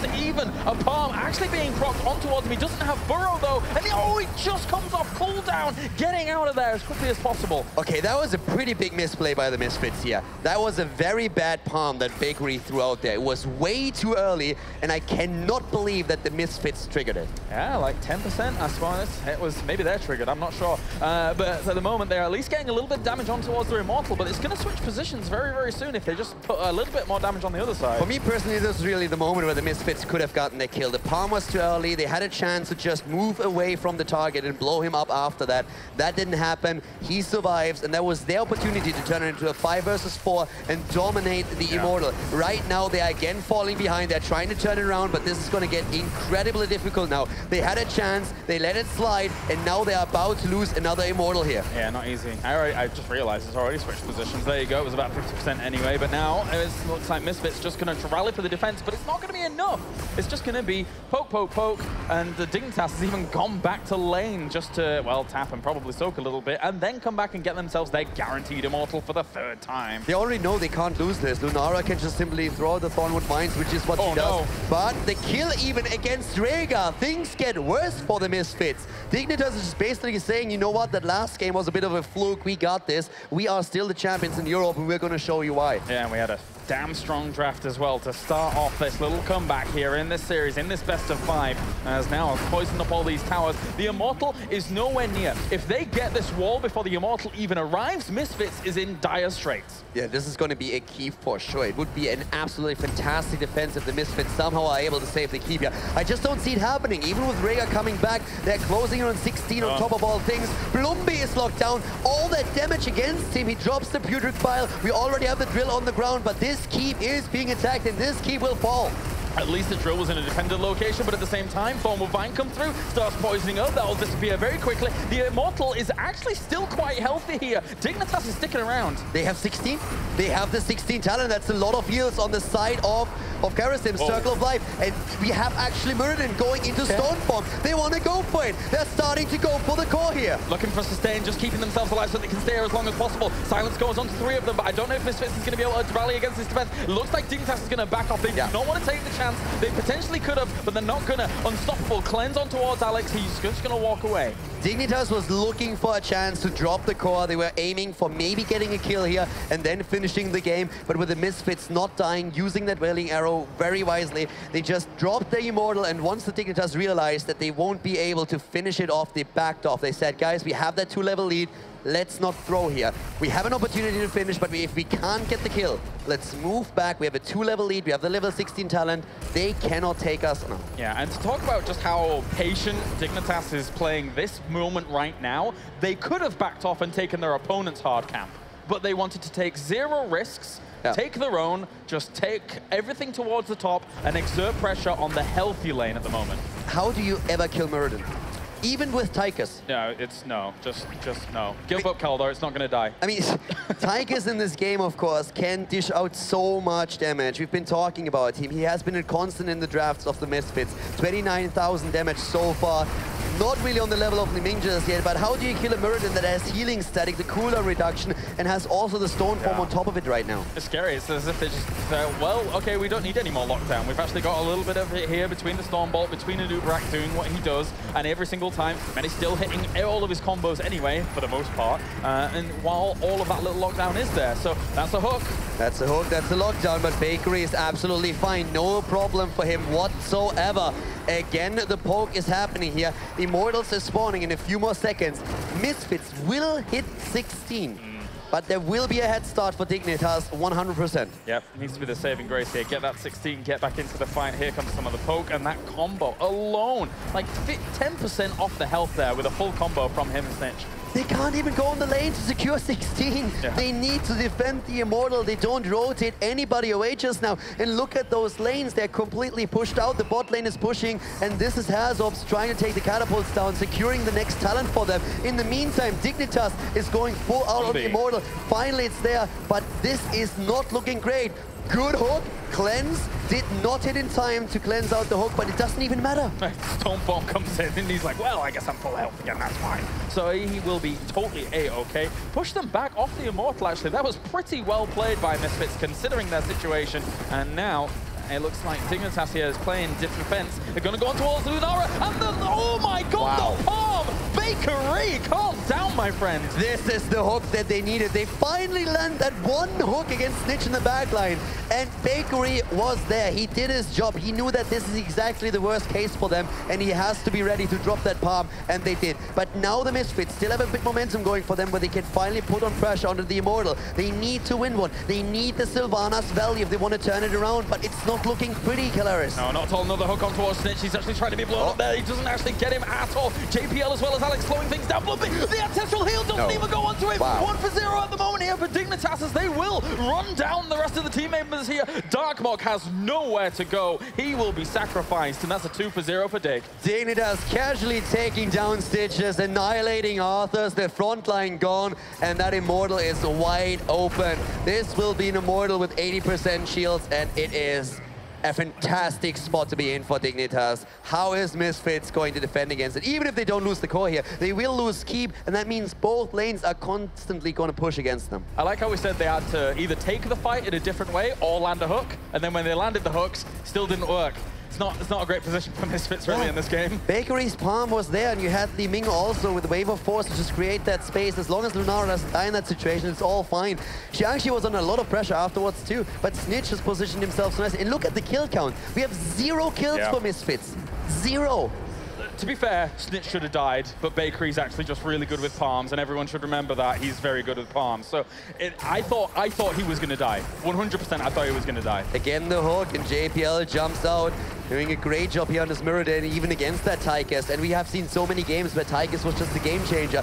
Not so in this one. His win rate seems to be dropping after this game, but once again, the Misfits are starting to engage. They want to fight before the Immortal is going to go for the key, but HotS is falling. This is looking like it might be game. Down goes the drill. The Immortal with his stun, zoning them out for a moment, and once again, Snitch, Thornwood Vines all day long. Again, Mina being hooked. He doesn't care at all. They are chasing them down one by one. This keep is gonna fall, and this looks like it's gonna be game. I completely understand why HotS went in as deep as he did to chase Snitch, chase Bakery as well, because something had to happen that was drastic. Looks like they're actually pushing Alex back there, and they do get the hook once again onto Lunara. Oh, that palm was so early popped. It doesn't even matter if it's that early popped. Yeah, but in this case, it actually gets the value anyways, because even if it's not procced, it will allow Snitch to move away. It's basically, do they get a kill? They don't even get Liming. It's 0 kills against 9. They go for Norok, and this is kill number 10 against them. This score falls. It's the 1-1 as Dignitas ties the zeros up.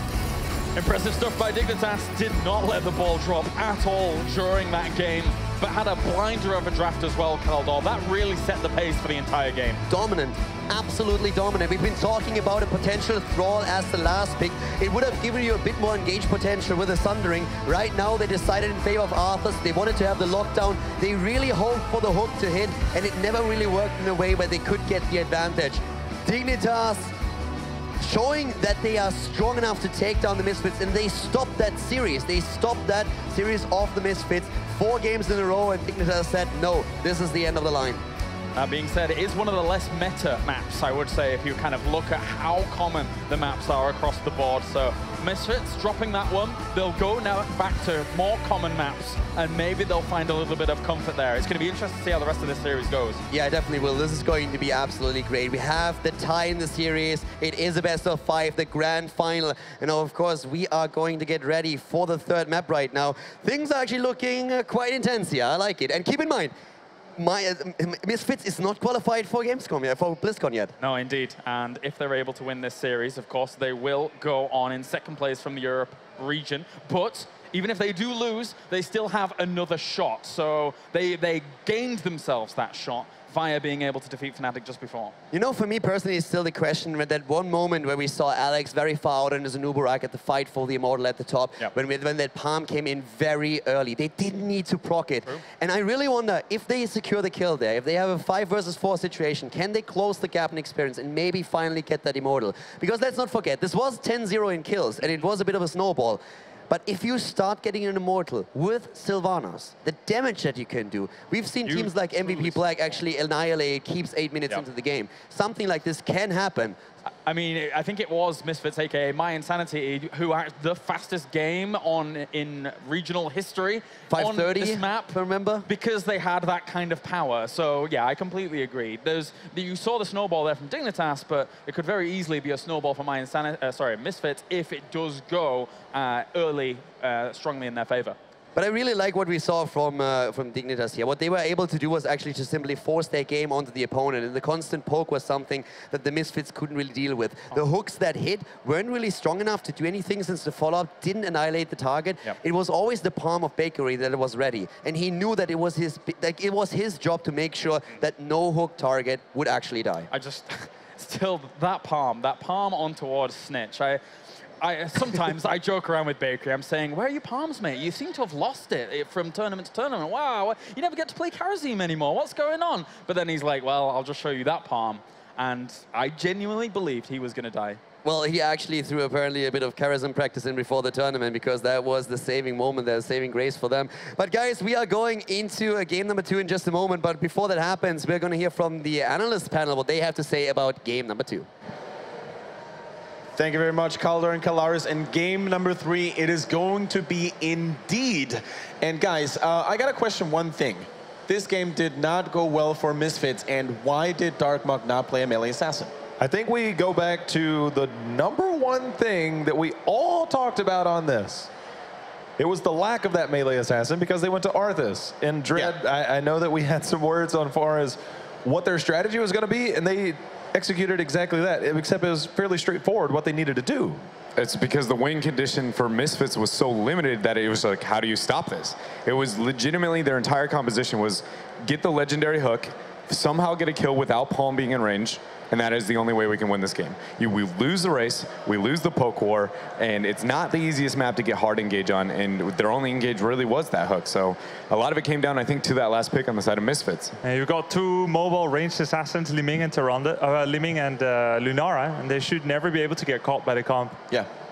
So it was a draft thing, but it wasn't just that. Yes, the takedowns was 0 to 10 in Dignitas' favor, but we also had a few other moments which were very impactful. The last second proc of the Divine Palm on Anubarak, who got away with 224 life. And then also you had the Ancestral Healing on Stitches, which went 99% of the way there. Really close moments that could have just swung the game around. Absolutely, guys. And of course, for this 3rd battleground, we're going to move to Tomb of the Spider Queen. And we see a Leoric man coming out for the Misfits. I got to say, though, as much as we didn't like Misfits team comp, we also got to give credit to players like Mini. these Li Ming arcane orbs were absolutely devastating. He's just an amazing ranged assassin player. Yeah. Understands exactly what it's about. Never endangers himself for a 1-to-1. No, he wants it all. He doesn't want to die, and he wants to put out maximum damage. And his aim is true. The whole thing about that is that he had free reign to do whatever he wanted that game. Yeah. Because they had no threat whatsoever. But being on 2 with the Spider Queen, we are going to see Tyrael as that first pickup. And Dread, we saw this just a couple of games ago on another set. Is Kerrigan going to get through this time around? Yes, I think Kerrigan will definitely be the pickup in this rotation for Misfits. They're afraid of the ban in the back half. Dig has already shown that they're going to try and play the Leoric style. It's not going to be with the Leoric obviously being banned out, but what I feel like Fnatic has kind of made a name for themselves with, that map manipulation concentration here on the team. Misfits is going to go for the kill potential. If there is one team in Europe that knows how to play against the Lunara, I feel it has to be Misfits, because back a couple of months ago, they invented the hero. They basically made it work at every single tournament. But are they going to go Kerrigan right now in the middle of the draft? I think so. Otherwise, you risk it getting banned. She's the best hard engage to stop assassins like Lunara and Falstad to get away. But we thought she's going to come out last game, and she didn't. We can't see into their minds. I mean, on BOE, it's such a linear approach. But do you think that if they don't get Kerrigan, they could opt to go into somebody like a Greymane? Wow, double Warrior right away. If they go into a Greymane, they could opt to go into a Greymane.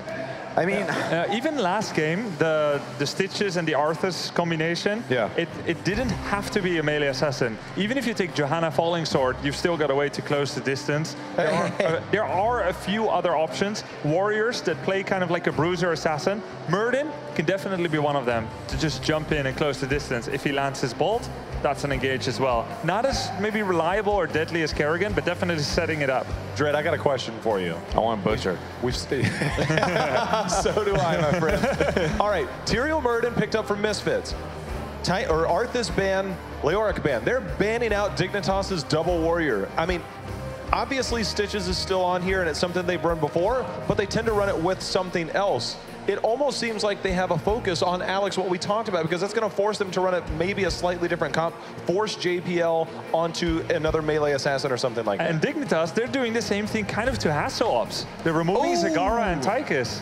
We finally get to see a Johanna on her strongest battleground without a doubt. It's been a while, but she still is in the game, and she brings with her great wave clear and strong protection, strong peel. Yeah, she's not as effective at Leoric style play. She does have the same or comparative wave clear, but she does not have the, well, we don't need this teamfight disengage. Overall, her disengage is actually pretty weak.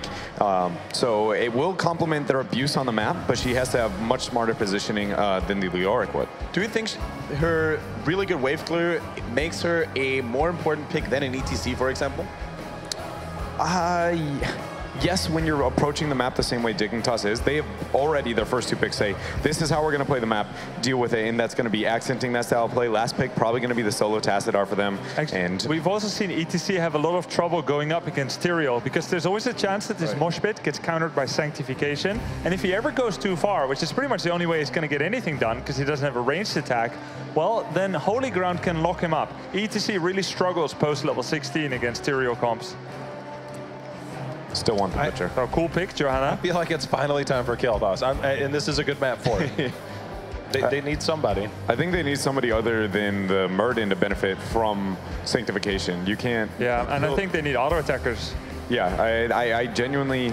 They go with the Sylph. Okay, what's the melee going to be? Thrall is okay in this type of situation. Sonya excels as well. Yeah, I'm kind of feeling Thrall here.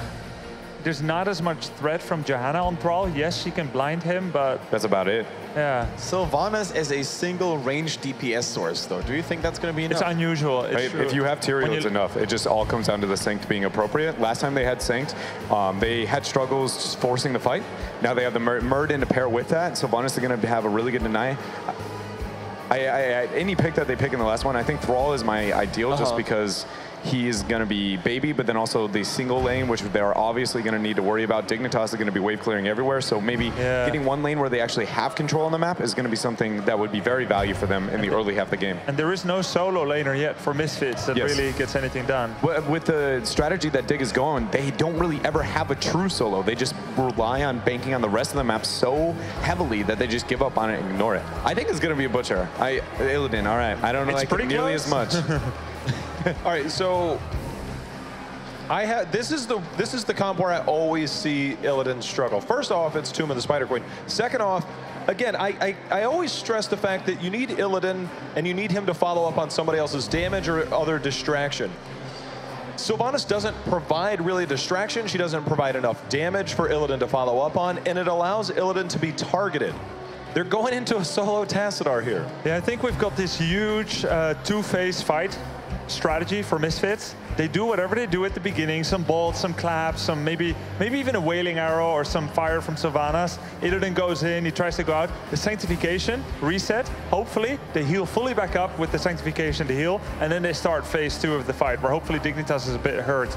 It's kind of a sustained comp here, maybe. Dread, I need some insight on why we see so much solo Tassadar on Tomb of the Spider Queen, because there's so much up. Because if you dominate the map so heavily in the early aspect of the game, and you have a composition that doesn't need to force the fight, like, for instance, typically Tassadar can disengage from almost every situation, Gust can disengage from every situation, and then you almost always pair it with Leoric. Worst case, you lose somebody, you send Leo, he comes back to life instantly. Then you've dominated the map so heavily, you don't have to choose a fight until you have a talent tier advantage. It is literally, that strategy is making Tomb of the Spider Queen like Blackheart's Bay, where you never take a fight that you don't have to, because you convincingly dominate the early half of the map so hard that your opponent just goes, we can't fight, oh, it's game over.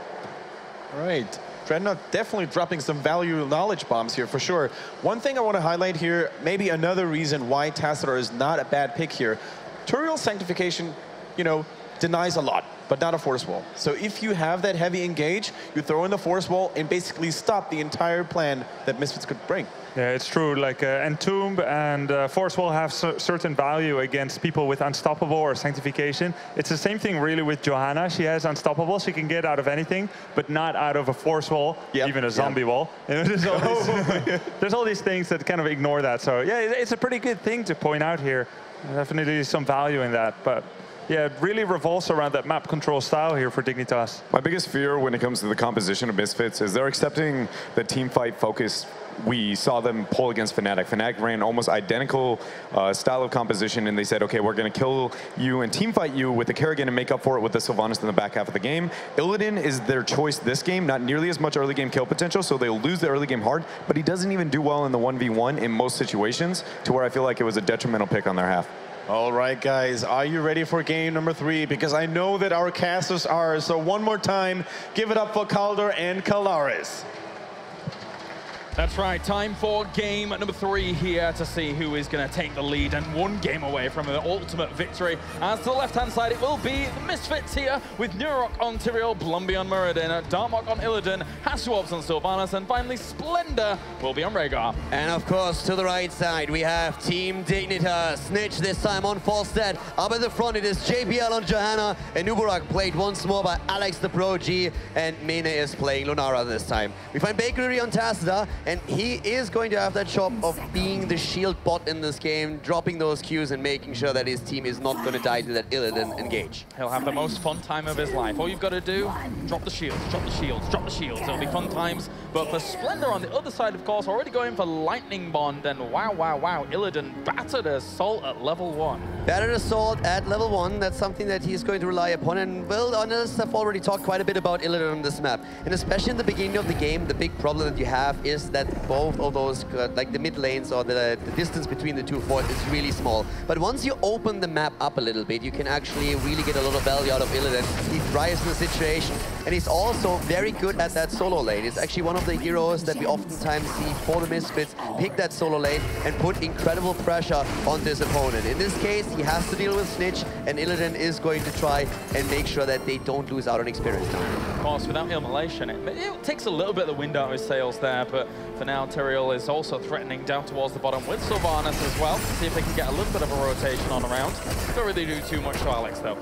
Yeah, they're starting actually a rotation game, not really going between the mid and the top as we usually see, but they also try to apply pressure to the bot lane with counter rotations every now and then. Splendor alone soaking now in the mid lane, while the rest of the team is just taking position here. But you can see the pressure at the bot lane. They're trying to get some value out of Sylvanas and help out Dartmock winning this lane now. Not too bad. We'll just back off for a moment. Yeah, Snitch barely misses with his little boomerang, and at the same time, Dartmock likewise just getting away as well. So far, you know, control on either side there, picking up the gems wherever they can. Yeah, right now we are once again seeing that battle. Yeah, Johanna already starting to move in a little bit. At the same time, it's a 5 versus 5 all of a sudden, since we see Forsat also moving into the mid lane. Doesn't really have to commit to anything since the team disengaged successfully. So Snitch moving back down to make sure that they're not losing out here. But a very aggressive stance for both teams as is already. Yeah, definitely. As Nurok here just going to dance back and forth there with the Elder Runes Might thrown down for safety. Just if anyone wants to rotate on around whilst he's clearing things up, he can just jump on back and be fine. Now let's talk a little bit about the composition here. We have a very melee-heavy setup for Misfits. They are running 2 frontliners. They have the Tyrael and also Illidan. Of course. Oh! Talking Illidan! That one's got to go. He's fine. This time he actually dies. They should have picked that Carrigan. Yeah, clearly so. As now, Illidan going down. Not exactly the best of starts for them. Dignitas here just trying to grab this game by the reins. They haven't really given up any gems at all either. So that means that we may try and do some turning in eventually, but Lumbee and Nurok will slow it down up towards the top. It's really going to be a bit tricky, I feel, for the Misfits. They need to get that momentum going for themselves with a good sanctification here and making good use of Illidan. Yeah. If they get that, just rush into the backline with the Wailing Arrow, the sanctification, Illidan do his job, it's going to be great. The problem that they're facing here, though, is that an extremely melee-heavy setup is allowing a lot of targets for Falstad and also Lunara. Yeah. So that slow could become a problem then later on. But again, they're running the Sylvanas. They did so in the last map. They did get value there since they couldn't get the objective. On this one, though, they could maybe build up the momentum in a snowball. Yeah, that's the best way to describe it. One team's got to play it slow, one team's got to play it fast, and Lunara going down here because Misfits played it fast, so they jumped straight onto her and killed her off. Yeah, and this cannot happen. Dignitas needs to make sure that Lunara doesn't die. Mena usually is extremely good, positioning himself very safely in the back. In this case, though, he goes down as he was just flanked by his opponent, so they need to be very clear on that. If Lunara falls, they are in trouble. That's why the disengagement Fawcett, for example, with the Mighty Gust later on, is going to be incredibly important. Very important indeed here. It looks like Johanna's going to get out with their iron skin. And overall, it's interesting that Misfits did try and pigeonhole Team Dignitas into a warrior choke, or at least take some of the ones away from them, because there's still a lot of good warriors around. Even though we don't see much of Johanna in this tournament at all, she still definitely has her place. Yeah, she definitely has. And I mean, this is one of their best maps, if not her best. The wave flare that you get here is absolutely fantastic for her, so that's going to be a big part. She also has, of course, a bit of a tool against Illidan with a short blind that she can utilize here. Again, JPL far out at the front. He's getting jumped in this case. The shield's out once again. He used his iron skin, and that's the end of him. HotS eating a lot of damage, but the healing totem is keeping him alive. I was surprised by his activation of the Haunting Wave forwards there, and he was basically the furthest forwards member of Misfits there, despite the entire composition being almost fully melee. And this is not the moment where things can really start to spiral out of control a little bit, because, as you said, HotS, he has a huge impact already. In this case, he was very aggressive, but now is his time to shine, because he can help those Web Weavers to do even more damage. They have level 7 now as well, and if the Misfits want to win this game, they need to make good use of Sylvanas and get that snowball rolling. Yeah, get it going, get it going. Perfect opportunity here for them as well. For now, they were trying to put on pressure against Alex and Mene, don't quite get it done. But because they were able to control that mid-fight, that means the waves were quite far pushed up already. Darmok is taking some damage here, and then with those waves pushed up, it allowed the web weaves to descend right at the gates. So this is where Hasu and Lumbee are getting some great value in the mid. Yeah, the bot lane on the other hand is nearly defended already, and that will allow a rotation of Lunara into the middle, but the towers are falling, as we already said, and this is where the experience lead for Misfits now is coming from. Alex is not going to be too much trouble here, but Mena is ready to get some damage in. Bakery trying to move in from the side to sides against it, chooses a safe path. Nice move by Alex, escaping here, but look at how much the Misfits can actually do. They are about to drop the fort in the mid lane. The power of Sylvanas. My God, taking that very quickly. The 5-man condemn there from JPL, but I don't think he's going to survive. Yes, he will go down. Misfits take control of this game with almost a full level lead. The German-Bulgarian team here in a fantastic spot in game number 3 now. 3 kills already that they secured over the course of this map. And they really build up that momentum, and they need to do that. Once the team Dignitas has access to the level 10 abilities, it's going to be much harder for them to sustain these fights since Falstead can blow them away, Tazla can set up the force walls. It's definitely going to be much, much harder for them to win these battles. You're completely right. The early game has to go to Misfits here. So far, not doing too badly at all. They've got 49 gems, 50 gems. If they get the second turn in, that would be absolutely perfect for them. But Blumby here, solo, will dwarf toss away. JPL trying to condemn some members, blinding Illidan, and then walk on. Min is doing a great job with this damage output at this point. He's really going deep for those, and he has already 19,000 damage. Same amount as we are seeing on Sylvanas. Hazov's playing a very aggressive game so far. Now all of a sudden, Alex finds himself in trouble, is moving out of there. But you are so right. They cannot allow another turn in. But the problem is there's level 10 for the Misfits. And now, can you really stop them? You have a lot of pull, but it's not going to be enough to stop the team turning in that already has the heroic ability. And 40 of the gems are on Tassadar on the other side. Ideally, you would like them to be on some of your warriors to try and get a more safe turn in. But for Bakery, it's not going to be the easiest time at all when they eventually need to turn in. That's the turning coming in, though, for Misfits, and that's perfect. They could get even 2 forts off this. That snowball could turn into an avalanche. Snitch! Snitch is dead, and this is the best case scenario. You have your heroic abilities, you have more than a level lead, the Web Weavers are descending, and you run as Sylvanas. It doesn't get any better than that. And even if level 10 was about to hit now, because Falstead is dead, there is no Gust to actually deny this from doing even more damage in this small window. He will be back in just a moment, and he will be up and ready to go with the fly-in.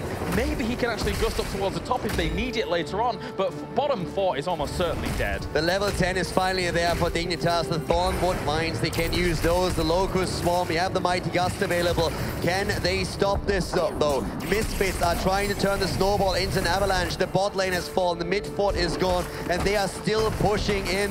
The Misfits are definitely on the trigger now. Yeah, it's going to have to be through towards the mid here. For now, Misfits just pushing on through with this Web Weaver, taking the healing totem as well, keeping everybody healthy and sustained. Illidan towards the bot, still helping that Web Weaver. JPL goes in deep, uses the condemn, tries to clean things up, and it looks like he has done a pretty good job of denying extra damage being done there. But that bot lane is a completely different picture. Here comes Sylvanas. They're even close to 13 right now, but the force wall is on the ground. JPL, they're trying to go deep and immediately using the condemn, and also of course the blessed shield against them. The silence on the other hand is hitting home. Sanctification on the ground. They're going in for the kill. Norok is low. Misfits disengaging, nearly confirming a kill against Alex and Dignitas, but the teams split. But Dignitas is still in hot pursuit of their opponents. No Sanctification at exactly the same time as Gust here. Snitch is going to fly forwards, looking for more damage. They're all quite low, but unfortunately, I'm not sure if they're going to get too much more from this. Look at that, Nero trying to speed him up. Eldrarune's might out. Wow. Perfect little escape out of Misfits. Really well played. An escape. HotS with that wave. He dodged actually the ability from the Falstead. And they're turning it around. They just tapped at the well and they're saying like, guys, this is our game. The distance to safety. Illidan has so much room to work with. They go for the Lara. They take her down. Goodbye, gems. This is all the gems gone. Dignitas is in an awful position now. They lose JPL too. The tap at the well, and then the realization, guys, we have the entire map to chase them down. And guess what? We're running an Illidan. An easy boss now as well. If this Tassadar had been level 13, level 16, sure, with that amount of gems, I'd feel comfortable. But this early on as well, you need those on your warriors somehow, some way to be able to get away. A new Brack's a great carrier for them, so is Johanna, but I mean, even she died during all of this. So what a catastrophe here for Team Dignitas. Misfits is just absolutely running the show. The Misfits are currently treating Dignitas not like an opponent, but like a victim. That's what's happening here. Blumby is going in. They want to get a kill against Alex. He needs to make sure that he doesn't die, though. But Norok is helping him out with a quick shield. He has the jump. But now that the map is open, now that forts are gone, all of a sudden Darkmoor says, I got this, boys. It feels like on the more meta maps, you know, when we transition from Battlefield of Eternity, Misfits just has the best. Alex. Oh no. Well, that's the wrong spot to for a judge. I'm very sorry, buddy, but yeah, that was the mistakes were made.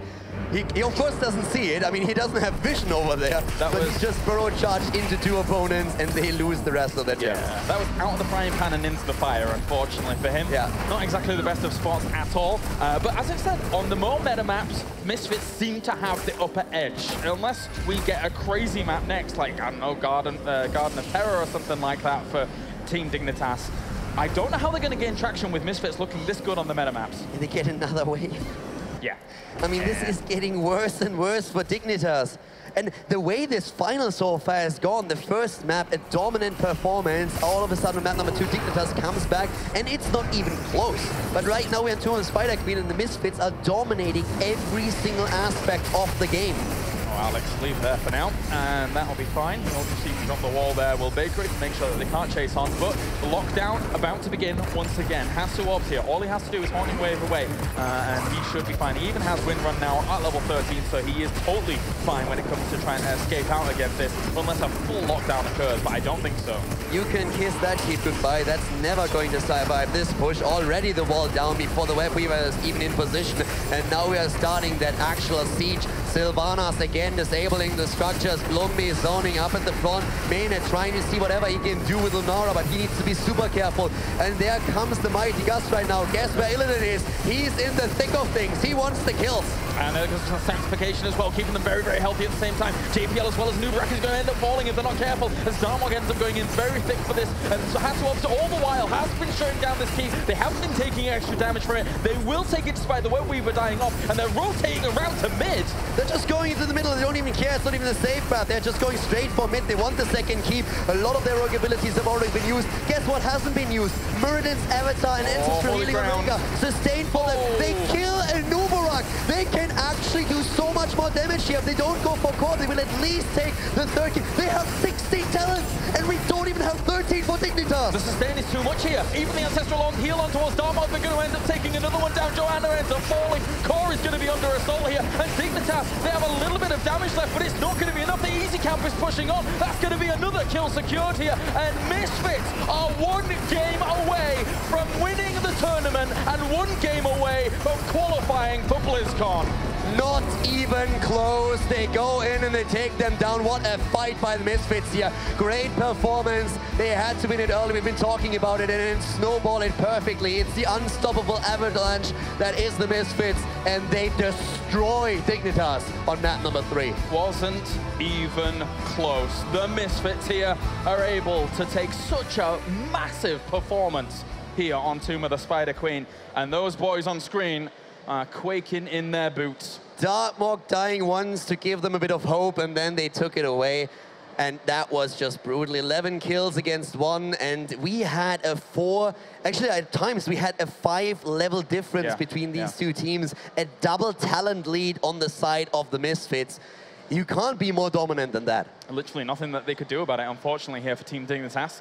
I'm wondering what map they're going to end up going to now, because, well, it's going to have to be a good one for them. They've got to draft something special to defeat the power that we're seeing out of Misfits. They need to win 2 in a row now, and it is going to be very tough for them. I have to say, though, that on Battlefield of Eternity, they looked very, very dominant. If they are able to get a similar draft again, or just outdraft the opponent in a similar way, that would be perfect. But right now, the Misfits look once again just incredibly difficult to beat. It's funny because I said just before that the Dignitas boys were quaking in the boots. I'll tell you who is more so than them, Fnatic.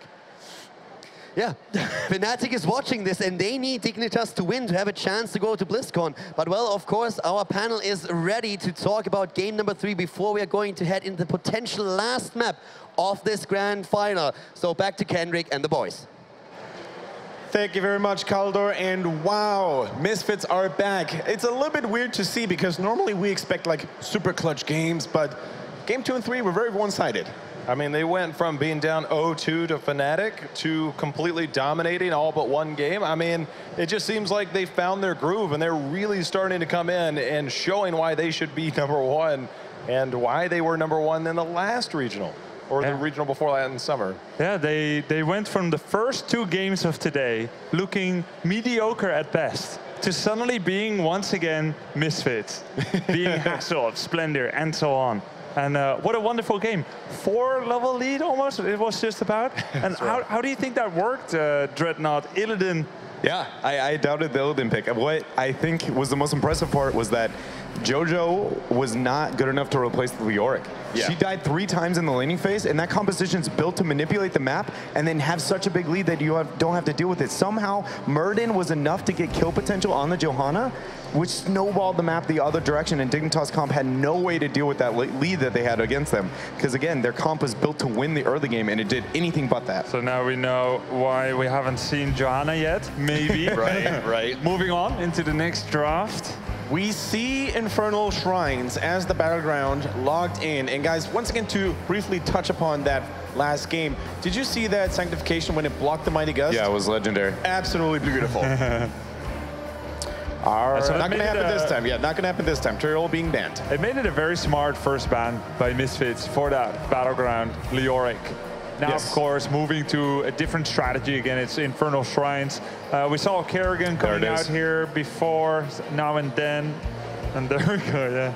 Kerrigan is the pickup. Dignitas have shown in the past that they really like to prioritize Tassadar along with the Kerrigan on Infernal Shrines, again, for shrine control, and then just enabling her to become a monster, so difficult to deal with. Misfits moving into the Sylph. I'm expecting a Tychus again. It's worked out for them so far. They almost always pick it up in the early rotations. We'll see if they concentrate on that, or maybe an Arthas. You know, that was going to be my question, Dredd, is that Arthas has been one of the most highly contested heroes on this map. It's also one that Dignitas prioritizes. It's coming out right now. It's going to be Arthas Tass, I think, in this rotation.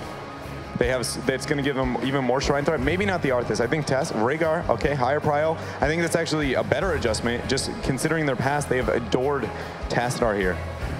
I'm looking at Tychus, and I've often criticized this pick going up against Kerrigan because it's pretty difficult for him to just deal damage when Kerrigan can jump in on him anytime. She has a much larger roaming distance thanks to the skeletons at the Infernal Shrine. She can use Ravage to reset and do a double jump and stun him out.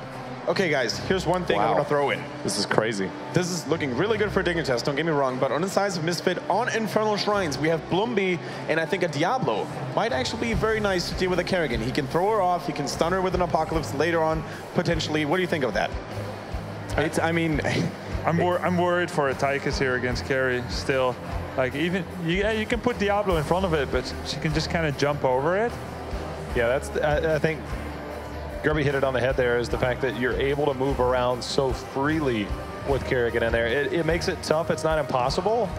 A Li Ming ban. It surprises me. A little bit surprising for me, too. All right. It's almost like you don't really know what follows up Kerrigan, Rhaegar, and Murden, because from there on, you can take it anywhere. You've got one of every role. You've got your most important engage ready. I'm just amazed the fact that Dignitas has already adapted their draft so heavily. It's something that Dignitas is not really known for. They don't usually make major adjustments. The last time we saw them do that and be successful was Valencia, but before that, they're pretty stubborn.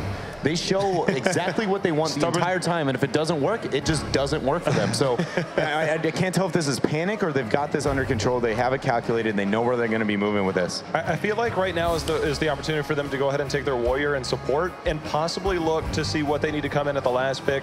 And Sonya has been one of the heroes that they've had on this map before several times. It's also one that they play really well and pairs well on this map in particular. I just wonder if they're going to hold that till the last pick so they can see what Dignitas picks up.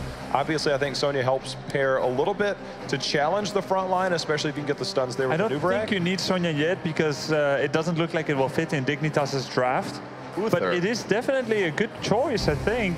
She has a Relentless at level 10 with Wrath of the Berserker, which means she's not as much of a viable target for Kerrigan's combination. So she's more independent, which is exactly what you need when you have two very vulnerable ranged assassins against Kerrigan. So Sonya, not a bad idea. Let's wait and see what Dignitas picks first.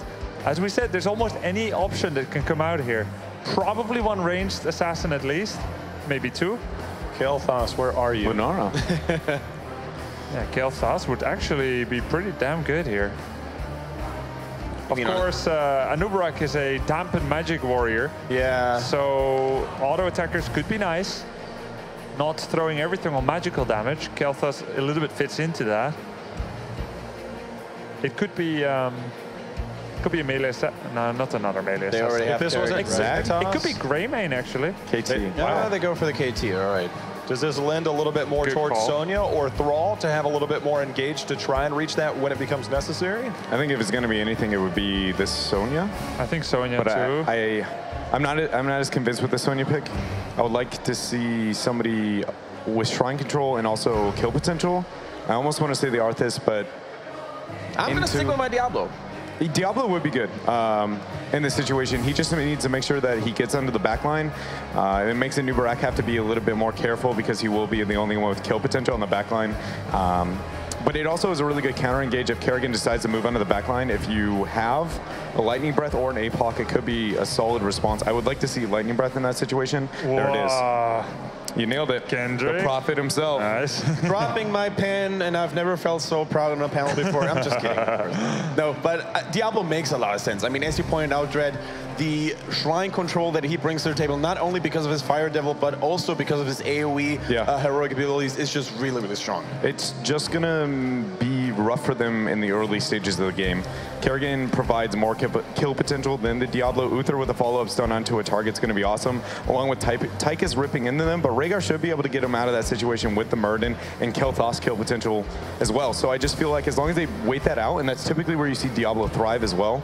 And also, Kerrigan has to make sure her positioning, she never is too hyper-focused on the backline because Diablo's that one tank that can really just go, you know what, that wasn't the brightest idea. Because he makes the ranged assassins not want to follow up. Exactly. Walking through a Lightning Breath and presumably a Wailing Arrow. All right, J-Hell. It's looking very, very good here for the Misfits, but Dignitas, man, they have shown in game number 2 that they are not a team to be messed with. They can, at any given moment, swing the tides of battle and execute deadly team fights. I think it goes back. First, you talked about, is Diablo going to be able to get the follow-up potential? I think the fact they have Uther allows for that stun and allows for them to capitalize on his grab. But then Dredd also talked about a little bit of patience from Kerrigan not to get too aggressive because they have such a strong backline in Lunara and Kel'Thas. It's up to her to try and win that shrine phase, but she doesn't have to do it alone. So I think Dignitas really needs to concentrate on that they don't need to get too aggressive. Yeah, it's a really good point. Yeah, I think patience is in their favor, which is strange considering the fact you have a Kerrigan, but I really do think it works out for them in the long run.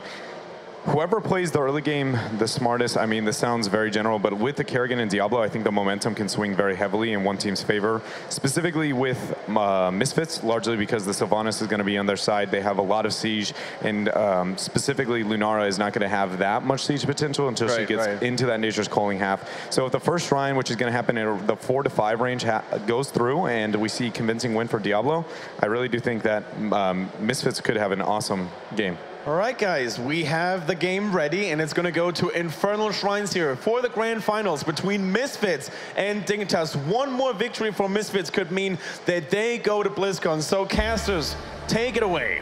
They have a scary comp, the Misfits with a Diablo at the front line, and of course them immediately clapping Blumby on the shoulder and saying like, you got this, bro. There's a lot of pressure on him. Blumby on the Diablo for the Misfits. We have Norog on Tychus, Dartmok on Anubarak, Hazovs on Sylvana, and Splendor rocking the Uther. And then to the right-hand side, it will be Lunara played by Snitch. JPL is on Kerrigan, Alex the Pro G on Muradin, Mene on Kel'Thas, Bakery on Rhaegar, and they are Team Dignitas. This is going to be an absolutely fantastic game again because it is the chance, the first one, that we are going to see the Misfits move on here. They are in the lead right now, and Dignitas, they have to be very careful. They have an aggressive combo as well. They are rocking that Kerrigan. They have the stun combos. They have also, of course, the follow-up potential with Kel'Thas, and we see Lunara in the backline again. But that Diablo could definitely destroy them. If one of those heroes is out of position, he will punish them. Yeah, Dignitas is trying damage with Kerrigan as well as Kel'Thas. It's the dream team for me. But on the other side, of course, the Diablo, as you're mentioning, a lot lies on his shoulders, and it can be frustratingly difficult to play a Diablo at this level, where if you slightly overextend just a little bit, you are in trouble. Yeah. Choke point control is definitely going to be a massive part for both of these teams. The Kerrigan is going to try and land a combo if they can get the position on the shrine and control these choke points. And Diablo is going to be looking for a very similar situation as well. With that Sylvanas, of course, there's always the potential to snowball it with a Punisher. Dartmok eating a lot of damage here already in the rotation, thanks to especially Kel'Thas. But here comes Diablo. Kerrigan moves in, attempts to go for the combo. They go for Blumby, and this looks like kill number 1. And that is what happens when you go a little bit too far as Diablo. Against the Carrigan. Yeah, true. That doesn't help as well. It is a little bit scary there. HotS is going to be shooed away from top lane to start things off. Doesn't want any damage being done to his towers by HotS. And whoa. Oh, they need to be careful here. Okay. Nice. Primal Grass doesn't hit. HotS with a good dodge moves away. Still taking a lot of damage, but not falling to the approach. All right, well, Bakery as well, just kind of solidifying things towards the bottom against all of this as they will just rotate on down. It's going to be a little bit of a slow start for them. We actually see a lot of rotations happening right now. Dignitas is playing this very aggressive. They're rotating, especially that Carrigan from lane to lane. They are trying to find some targets, and they have now Mane with them as well. It's the follow-up potential with the gravity labs, but also, of course, that damage output that we see there. Normally, we see heroes as just like a solo lane at the top and rotations between mid and bottom. This is a very different stance that Dignitas takes right now. They're trying to control the rotations and be aggressive with that Carrigan in the early game. Early kills would be fantastic for them so that they get a bit of a lead moving in towards that first shrine, since they kind of have to try and dominate these objectives because, well, if they lose the Punisher, then Sylvanas is once again ready to shine. Yeah, pause for a moment coming out from Mene here, just as Team Dignitas sort something out. And for the most part here, it looks like the sound did cut out for Mene, so they'll sort that out in just a moment. So Diablo actually goes for Devil's Due at level 1, which means that he can revive very quickly once he's only got 60 souls in that soul stone. So that means that he can be back in the fights quickly. He's anticipating, basically, that he's going to be dying throughout this game. I actually feel that in this case also we have Mene. You've been talking about Diablo a little bit, and you're totally right. As we said before, when we saw the team pick the hero, they actually immediately reassured me and said, like, dude, you got this. You can make those plays that we need from you right now. But at the same time, I feel that Mene feels a lot more comfortable on his Kel'Thas than he does on the Lunara that he played in the last game. Lunara in this game is being played by Snitch, and I really like that switch that they made there. So we are going to look especially for Carrigan, JPL playing one of the best players on the team, and for Kel'Thas and Mene. So those two heroes are going to be crucial for the shrine control. Yeah, and it shows that they're smarter than me when it comes to the draft, because at the beginning I was like, they should take Kel'Thas here in the first rotation, but they realized that Misfits was unlikely to actually take it. With the current comps they're playing, especially since they love so much Sylvanas and Tychus, doesn't quite fit into their comp, so you can easily leave it towards the end and probably get it anyway. And I really like what Dignitas did here. They realized that the Misfits are not even aiming for the first Punisher, that they're simply letting it go, and they were looking to get extra value from Sylvanas pushing these lanes. They rotated against it and they denied that to a huge part. And now we're seeing experience taken by Lunara at the top, Rega in the middle, and a bit of a poke at the bot lane by Dignitas to try and get some value out of the first Punisher. They will take a bit of a lead here, and I really like the way that they like to play for this. Yeah, even the slight back off from them. As soon as they get the wall, they realize they're not going to get much else, so that is fine. Snitch and Bakery soak, while Sylvanas goes all the way to the top again. And Rega realizes where Sylvanas is, so they're trying to intercept for a moment, or even just do some extra damage to these walls. This is actually a substantial experience lead to start things off. Yeah, it's a very fast rotation that we see from Dignitas, and it's the perfect move to make on this map. Misfits is struggling with this a bit. HotS was not in a position where he could push these waves out as fast as he wanted to, and with heroes at the top and the middle, both of these lanes pushed in, then Dignitas rotated around up to the top and got even more structures. This is a very great start for them to open up the game. Is Tychus going to be under threat here at the bottom with the Muradin actually on him? No, he manages to get away. Mene was waiting in the shrub down towards the bottom as well, just the shroud. So it was the potential, if he'd have got stunned once, he would have been stunned twice and then killed off. Lunara in this case now going straight for the Nature Sculling again, trying to get some value out of that, getting the extra damage against the structures here in particular, of course. But if you look at the level 4 talent for Nuburak, we also see that he went for the Underking, and that allows him not only to disengage quite easily, but he can also just aim for that backline again. And we've been talking about the pressure against Lunara, against Kel'Thas, and that's something that they have to account for. They need to be very careful when the Nuburak starts to make his move. Yeah, you definitely, especially with the fact that he has Shed Exoskeleton as well, so he's going to be a little bit faster about making those moves with that level 7 talent coming in. Team Dignitas now, moving towards mid. Jay, nobody's the target just yet. Splinter's already backed off. Likewise, Dartmok isn't exactly the best target either. This is just so close right now. We are looking at games where we have seen two maps where one team completely dominated, but the first one was very back and forth, and this is something that is happening here now as well. So once again, the teams are very cautious how they approach this. Dignitas realizes that they have a lot of control over the shrine, especially if they can get there early. A lot of AoEs, but that Diablo with the stun follow-up from an Nuburak with a Wailing Arrow can just completely wreck them if they get the early kill. So this is where you have to play very disciplined. I mean, the funny thing is that once they get level 10 Team Dignitas, if they actually have Thor's more Divine behind them, I feel that my Misfits have to just play the Shrine game so engage heavy. Otherwise, they're going to get poked out by Kale Pass and Stitch down on the Lunara. Europe already took some damage there from just a Gravity Lapse combo itself. Yeah, and at this point, they're really just like looking to see if they can maybe jump on one of them, but they need to keep that Diablo in mind, of course. Blumby is looking for that chance. We've been talking about that the entire early game. Right now, it's the lead for the Misfits. Snitch also poking. They go for Diablo, the combo. Blumby, he is down. That's exactly the kill that Dignitas needed. Well played here, 5 versus 4. They start chasing Splendor, and JPL, he wants him, and he's gonna secure that kill. And that's the Primal Grasp, and actually just turns around, jumps on him, and then that's Uther's Ghost proc, but with no value whatsoever. And no doubt, another Shrine going to Team Dignitas. And now look at the experience. We have level 10. And with that in play, all of a sudden, they can push this even harder. Dignitas is going to get the Punisher. They will have level 10 with it. They're even looking for a kill against Hazorps, and they're going, look at that stun. It's the perfect coordination. Not better than that. Hazorps explodes. No more Sylvanas for you. The camp gets value at the top. They move in, drop the Phoenix. They will destroy that board, and they have, of course, also Lunara, that Nature's Calling, making it even easier. Yeah, the matchup between these two teams is so weird. It's like, well, okay, one team snowballs and just wins the game. The other team then goes on to a next map, snowballs and wins the game. We're kind of seeing a similar thing here. I mean, the lockdown potential, the damage potential coming out of Team Dignitas, whilst Misfits, I don't know. I mean, the Diablo's cool and all, but it's not doing the job it needs to right now. And again, just to remind everybody, we're not only crowning a regional champion here, we are also looking who's going to be the second team to advance to BlizzCon, the global final. And if the Misfits, Dignitas is already qualified. Yep. They won DreamHack Valencia. They are already a champion. If the Misfits, on the other hand, don't win this final best of 5, they will have to play against Fnatic again in a deciders match, since Fnatic came in second at DreamHack Valencia. All right, so Snitch now just going to put on a little bit of pressure towards the mid there with that Nature's Killing. He'll have to move away for a moment, though, and the rotation for the Misfits is on. But Dignitas just backs off. They don't need to take this fight at all. They don't need to give them anything.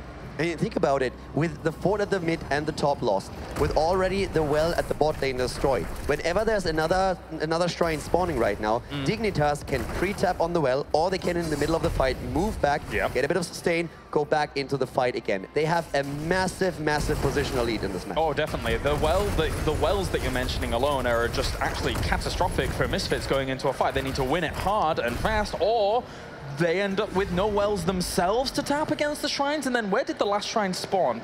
Where did it spawn? We have Odin. Oh, we do have Odin. The last shrine was in the mid lane. Okay. And we have Odin plus a Lightning Breath right now. Misfits want to go for the damage. We've been actually talking about it a bit earlier when Dreadnought and I casted the game where we saw Tychus together with the Zeratul. That was the perfect situation where Odin could have been useful, since the wind-up on Odin is one of his biggest weaknesses. Yep. And if you have that Zeratul Void Prison, it allows you to just get that Odin into position and then release the Void Prison. In this case now, though, there is disengage potential for Dignitas. But just look how well they're playing with their advantage. They have 13 and they're just saying like, yep, we have a talent on you. What you gonna do? You gonna fight? Exactly. Come at me. Easiest fort in the world. I can't believe. Then there's nothing Misfits can do whatsoever. And that actually was a really important fort pickup, because now with this shrine spawning at the bottom, they can actually start to threaten wall and then maybe even keep.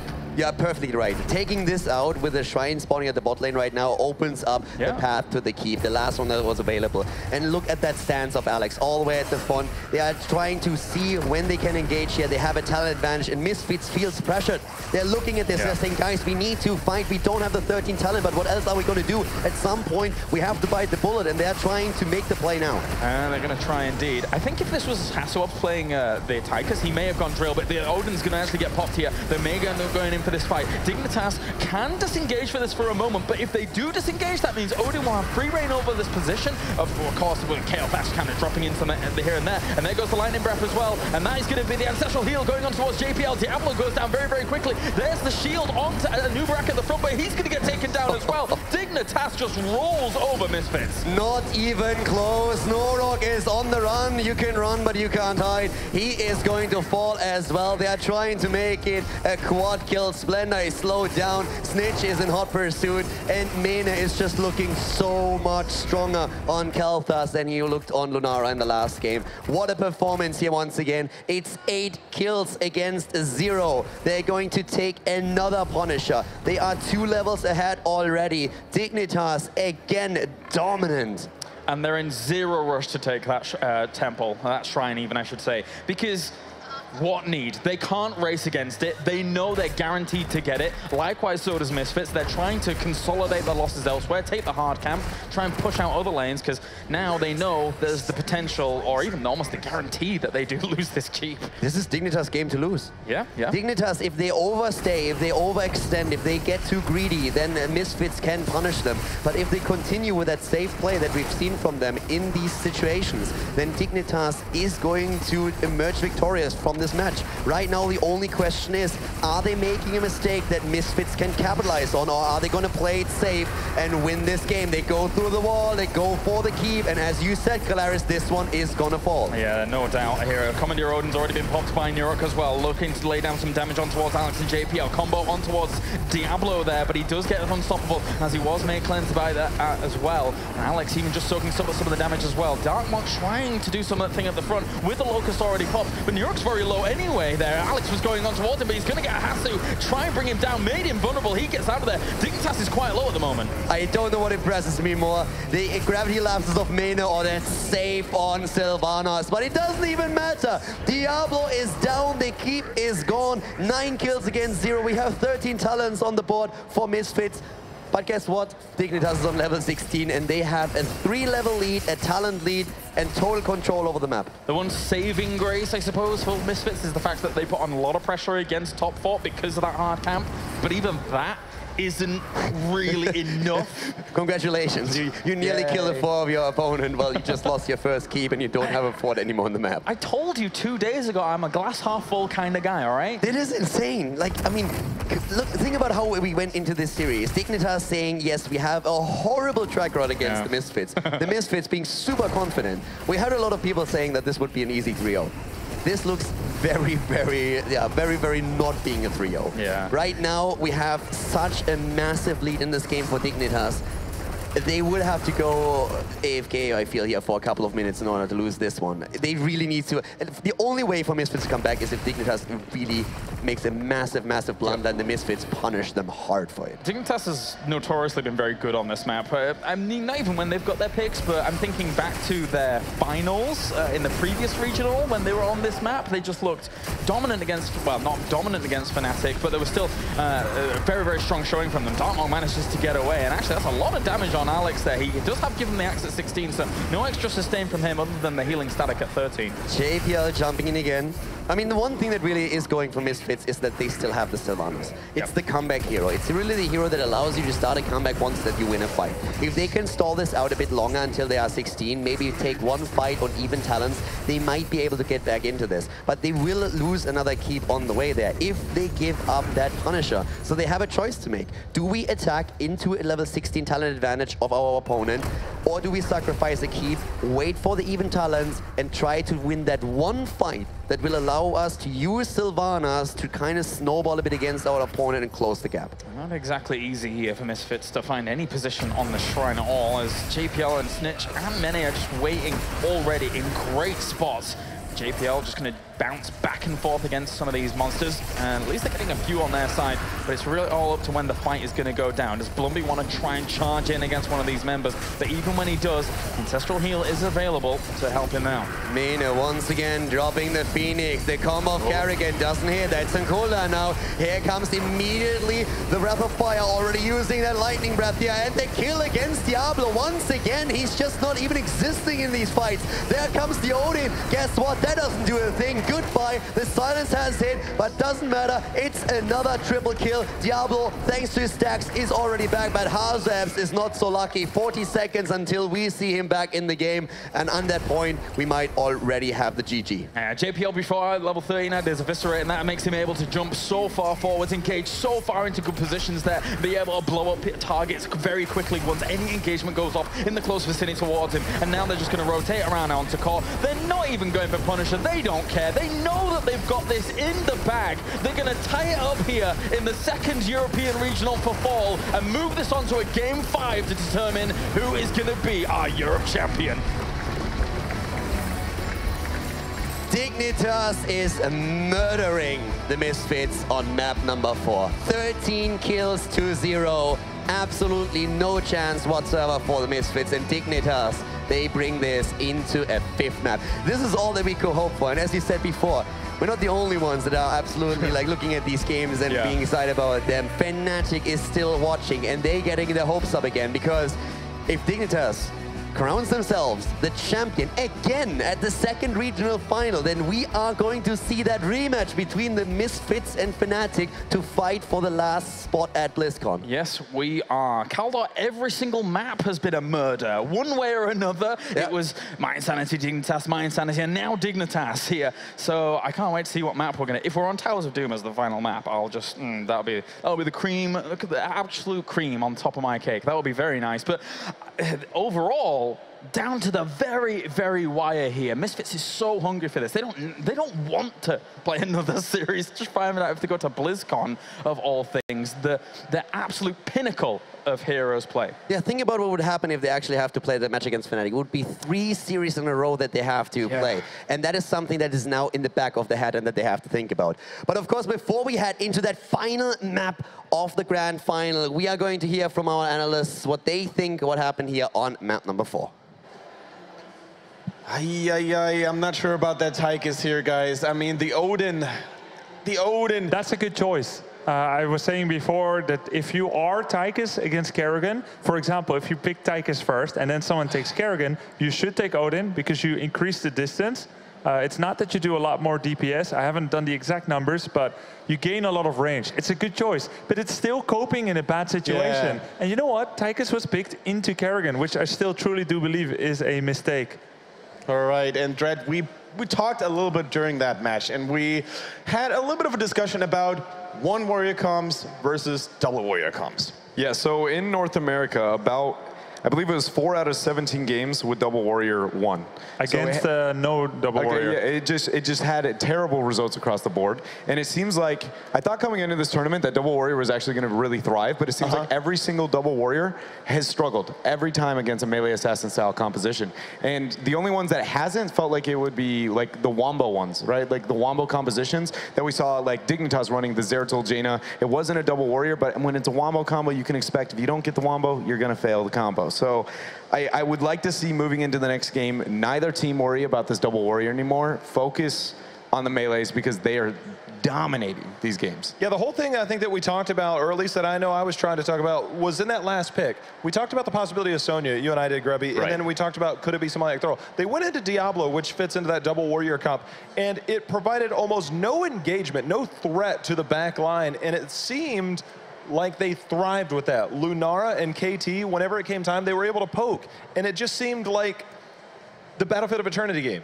Because Li Ming was able to poke that game, Kel'Thas, Lunara were able to poke this game. It just seemed very familiar, and it's kind of a weird stance to take, I think. Yeah, and Jehal, I would like you to take us through that last team fight in the game. I mean, it was a very intensely fought one, but let's hear what you have to say about it. Yeah, the biggest thing is that fight, it seemed to be that, all right, let's go ahead. You're going to see here in a second, you're going to see Lunara on the top right of the screen.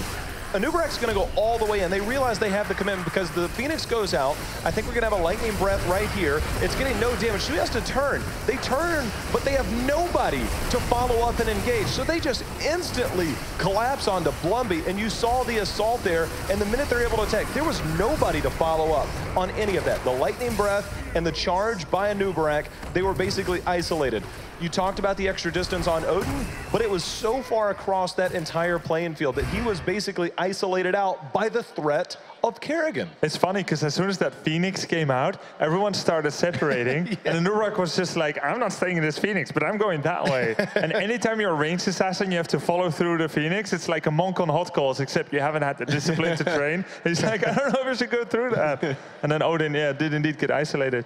Yeah, and I just don't know about Tychus anymore. At some point, I really think that teams during this series have learned and adapted how to play against them, especially such a high-class team as Dignitas. I think right now how it is. Warrior, right? Well, I mean, yeah, I think that is going to be the route to go, but it just, Double Warrior has been practiced so heavily here. It's not like you guys just like 2 weeks before picked up Double Warrior and it's like, we found this new strat and nobody found the counter yet, right? It's been almost like 2.5 months. We've seen the exact same compositions coming out to where it's almost that flexibility that we may be looking for in the next series.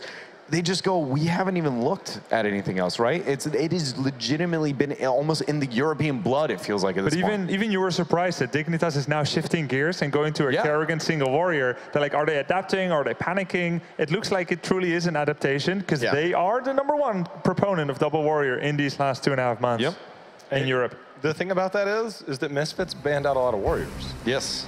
Like, they basically forced it upon themselves, almost to a certain extent. But guys, Blackheart's Bay again. This is the deciding match that we're going out on. Falstad being the first ban. Is Dignitas going to let Illidan through the same way that Fnatic let Illidan through on this map? I think he is. No, I guess that sums that up. I was going to talk about how I think it's okay. I want to see Azul. I really want to see a team worry about the upper 2 lanes. The wave clear, map manipulation style of play on Blackheart's Bay seems so hard to deal with. They open with the Tyrael. Not surprising to see that pick. Zagara is still going to be available here for Dignitas. There it is. No, Dignitas that would be will not so play good. Zul. That would. Snitch has a very poor win rate on Zul. 30, I think it's like 38%, maybe lower. And, and when I talked to them at Valencia, they said, we don't think Zul is any good. They openly just shun Zul. And Misfits, I believe that it might be Nurok. I know one of them has about 15 games on Zul out of the games that we have tracked. So they definitely have a history of being able to play it. And wow, they go for double invulnerable here. Divine Shield and Sanctification. Who are they protecting? Yeah, it's got to be somebody who's a hyper carry. Yeah. It could keep that option open until the end. Kerrigan again? I mean, just openly be the Kerrigan? Kerrigan, this is probably one of I mean, it's not. This is one of the worst. She's one of the worst landlubbers. Let's put it that way. For Blackheart's just think dark mod. Because like, if you want to like put pressure on the opponent with Kerrigan in the beginning, you need to rotate between lanes and going all the way from the top to the bottom. You better buy a train ticket, and it doesn't go that often. Yeah. By the same token, though, we talked about someone that gets enabled by Tyrael and Uther. On the flip side, though, Dignitas, they can't really go for bursty assassins anymore that well because double protection against that, all that burst damage is pretty good. You're right. So you don't want to maybe fully focus on that burst, something that has like immediate power strength at the first second of the fight. Sanctification cancels it out and then it's useless. You want mobility to escape holy ground. Even though the map is kind of big, but there are enough chokes there where you can fight. You want some sustained damage to pressure Tyrael. Lunara is pretty good. Not one of the very top picks on Blackheart, is it? I think Li Ming comes to mind when I think about these two teams and a hero they're both able to run, especially to try and fight from that backline. Think about the turn-in point. I mean, it's like a clear cut, your side versus my side we're going to see, and sometimes it comes down to a little bit of poke. But Kerrigan, they are afraid of the Kerrigan. Yeah.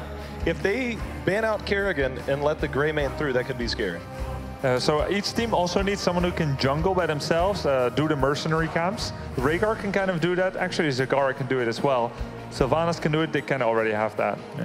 I think if I was Dignitas, I'd be looking more for setting up the Kael'thas again. You have the bottom lane secured with Zagara in the 1v1s, worrying about the upper half of the map. Wait. Also, this might force a Jaina pick on the side of Dignitas now. That was a weird pick. Out of order. Yeah, that was, I guess we're going to ban first. Actually, yeah, no. But we got to ban first after all. Yeah, I guess. It wasn't a Zeratul ban, though. It still could be. It could be a Zeratul ban, indeed. I mean, in before redraft? Not like this. But one thing, again, that I was trying to talk about earlier is that I feel like the Kael'thas, not only because Mane is just absolutely dominant on the hero, but bottom lane is going to be in a very pretty spot. Having the Zagara in that 1v1 situation, if they worry, again, about the wave clear, because Misfits already committed to a team fight. They have already said, we want the Sanct, we're going to have the Uther Divine Shield, that's going to be all right. Sylvanas will complement the map a little bit, but to be honest, not nearly as much as winning all the lanes. And I think that this is one of the maps where, much like Tomb, we've seen such success here. I'm surprised we haven't seen that strategy pulled out here on BHB yet. Yeah. I mean, some of the heroes that we see on other teams are not going to be found here. Tracer, for example, we haven't actually seen Misfits or Dignitas use it to great success. Maybe that's supposed to be Zeratul. Something wrong with the picks a little bit. Maybe we'll get some info soon. Yeah, I'm actually going to do that right now, guys, while you keep talking to our viewers. Okay, so as we're trying to figure out what is the second ban for Misfits, that is going to be pretty impactful. What are they looking to avoid here? Maybe disengage. They've already removed one disengage. Dignitas has removed 2 all-ins, hyper carry, melee assassin. So what else disengages? Void is one of the few that will disengage. It's also pretty solid into the Tyrael. Because even if you can't fully disengage, at least it puts you in a position where Synced is a territorial. All right, there we go. There it is. It makes sense. That makes so much sense. Yeah, it stops the delay coming out from them, but I still believe that moving with the Kael'thas here would be beneficial, if not just worrying about those upper lanes, because they really have an opportunity to manipulate this draft pretty heavily here in this rotation. Speaking of draft manipulation, I almost feel, okay, they go Li Ming. Good choice. I kind of like Li Ming because she's got the armor at level 1, and that could go up against the potential threat of a Greymane. Obviously, if you're going KT Zag against a Greymane, you look for, you know, a tough time possibly if he's able to get to that back lane. So I kind of like Li Ming a little bit. You can also teleport out of Holy Ground. Murden can Dwarf Toss out of it. She has burst, but she also has some sustained damage, so you can poke off of the Blackheart Pirate Captain. Now, here comes the big question. Yes. Melee Assassin, yes or no? And if yes, which one is it going to be? Because the team really depends on Dark Moss. Both Zagara and Li Ming have a weakness to Greymane and to Melee Assassins. Illidan and Kerrigan are gone. Butcher. Whoa! Yes. Oh, yes. Are you serious? They're going all in this final game? I didn't think they would pull it out unless there was a Kerrigan involved too. It's the BlizzCon 2015 approach, man. If you just force the fight they can't say no to and you make them unstoppable, you win every engagement. And why not both? Talk about going all in with that sanctification. That's... I thought, honestly, that Kerrigan ban was really heads up, because I think if they let that go through, it would have just been, here's Kerrigan Butcher, you can't take a single fight, we're just going to body. And I don't think Arthas is the proper response. Maw is going to be the saving grace of this game. If it exists anywhere, I think it'll be on the Maw. To be honest, Snitch has showed us that he is the man when it comes to landing those golden Maws. He has. He's going to have to every time. It's going to be beyond golden. It's got to be timed flawlessly as well, right? It's not just, can you hit it? We know you can hit it, Snitch. Can you hit it at a time frame where you only have about half a second where it's okay, and the rest of the time everybody just goes, well, that was fun. Because the Butcher is sharpening his cleaver. He's coming, boys. Dread, it's a double warrior comp, but they got the 2 warriors that they're most known for, Murden and Arthas. Is it enough? Oh, boy. The minute you see Greymane and Butcher. Because they're all in. Once they're committed, they're all in. You don't retreat from that. Greymane, maybe? Butcher, once he's in, it's him or you. Well, actually, the kind of cool thing about having either Medivh or Tyrael on your side, or Uther, with Butcher, is that there is a way out. You've got the bonus movement speed, which normally you don't. You have sanctification, which makes Butcher more diverse. Really cool. All right, guys, this is the big moment that we have been waiting for. The winner, if Misfit makes it, they're going to go to BlizzCon. If Dignitas wins, well, we're going to go in for a special treat for you guys. But for now, Gamescom, give it up for both teams and our casters. A final time, Kalaris and Kaldor. Take it away, boys. The potential final game of our best of 5 here, and Misfits put their hopes on the Butcher as he couples up with Tyrael and Uther to combine the strength, the invincible Butcher on this map. This is going to be hype. Oh my god. Butcher, Greymane, and guys, Norog is playing the Butcher, Blumby the Tyrael, Darkmok on Greymane, Hazobs on Sylvanas, and Splendor is playing Uther. We give it up for the Misfits. And then on the other side, of course, you have Alex playing Arthas, JPL playing Muradin, Snitch on Zagara, Mene playing Li Ming, Bakery playing Rehgar. Give it up for the current European champions team, Dignitas.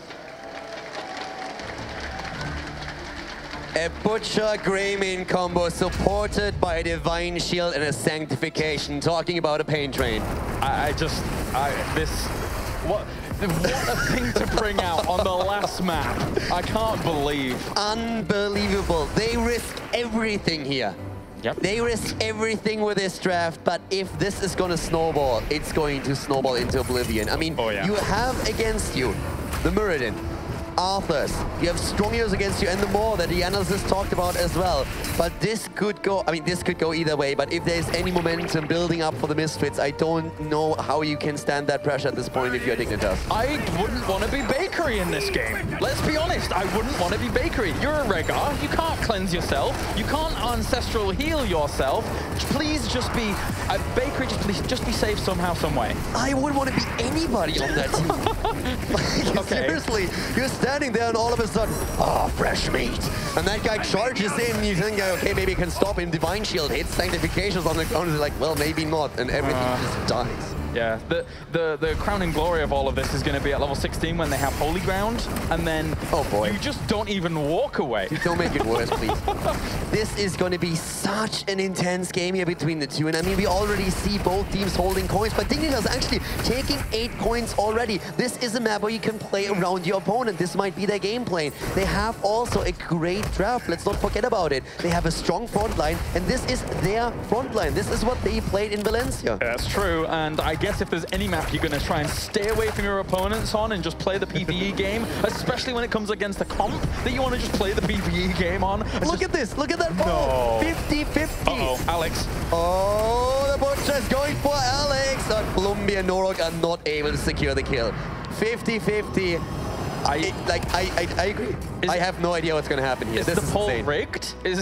I don't know if the poll is rigged, but I agree 100%. Like, this is insane. Oh. Level 4 already on the side of both teams. Medusa Blades for Zagara. That pressure play that we have here. And the Butcher, of course, after already on level 1, going straight into the Invigoration, we have him now with a cheap shot. I mean, Kaldor, let's say it this way. Like, if your friends are not watching this and into Heroes of the Storm, spread the word, because we're in for a treat. As you say, the poll is as it is, 50-50. I don't know who's going to win. You don't know who's going to win. Normally, we go into these games, let's be honest, and we're like, that's a really good comp. They're probably going to win. But I just... No clue, no clue. I tell you one thing, if Misfits wins for the Butcher, I'm not going to play Hero League for a week. Oh yeah, no, yeah, that would be bad. I don't want to run up against Butchers all the time. Some at the highest level of Hero League, there are some Butcher mains that constantly get banned out, but yeah. This is just so scary if you go up against. I mean, of course, we're talking about a cleanse here. I mean, a lot of the threat from a Butcher is because he can lock you down. That onslaught, that lamb to the slaughter, there's a lot that cleanse can really negate. And as long as Bakery is not the target himself, he should be able to keep a lot of these boys alive. The threat just comes from Butcher not being played as the only frontliner here. We have him together with a Sanct and also that Greymane, and once again he's looking for fresh meat, but Alex is playing so safe, and let's face it, he has to. Yeah, he's definitely not the target they really want, especially towards level 13 when he's going to be slowing down some of those attacks when he gets charged on with his Tempest. His Frozen Tempest, I should say, but for now, that's Hassel being locked down there, and whoa, that heal needs to get away, but that will be first blood going over to Team Dignitas. And all of a sudden, Norok is out of position too. Norok is falling. That's 4 additional coins that they just grabbed. Level 7 versus 6. Dignitas takes a lead, and this, oh my god, this is the worst time. That is painful to see the chests come up at this moment. I was going to say, yeah, they're only 2 coins away from a second turn-in, but now they're going to have 10 extra coins on their side. This is the perfect time for Team Dignitas. RNGesus just blessed Dignitas. We have 10 more coins for them, and at this point, the composition that we see for the Misfits is super scary. But if you fall behind, boy, is it difficult to come back into this. Well, it looks like Nurok's build is focusing entirely on blowing someone up fast. We have brutal strikes in at level 7. Yeah, and with him not even going for the additional stack, you can already tell that he expects to die a couple of times here. Yeah. And I mean, of course you do. You're going up against a strong composition. It's a massive gamble that the Misfits took. A massive gamble. And so far it hasn't worked out. Think about what's on the line here. Yeah, so much. And they're down almost an entire level and a half here at the moment. As Wizened Duelist also gets picked up for Darkmock. So he needs to keep himself alive. He has to make sure he's going to get them stacks rolling. Because if not... Hilarious. That coin count. Yeah, yeah. 26, that's 2 turn-ins that they have right there, and they're closing in on 10. That's an easy free turn-in. Yeah, it's actually double turn-in at the moment. It's as if they're playing Mario Party and they suddenly stole all the coins from their friends and everyone's really angry at them. I can't believe it. At this point, I feel, think about the communication, the voice of 4 Misfits now. they must be absolutely... I mean, you are on the back foot by 1.5 levels. Your opponent is holding 28 coins. They must be devastated at this point. How do you get in that mindset where you said, guys, don't panic, don't despair. We still got this. And it all snowballs off the fact that HotS got caught with a Howling Blast. Yes. It snowballs off one small move to the point where now you could even see a 3-level lead very, very fast.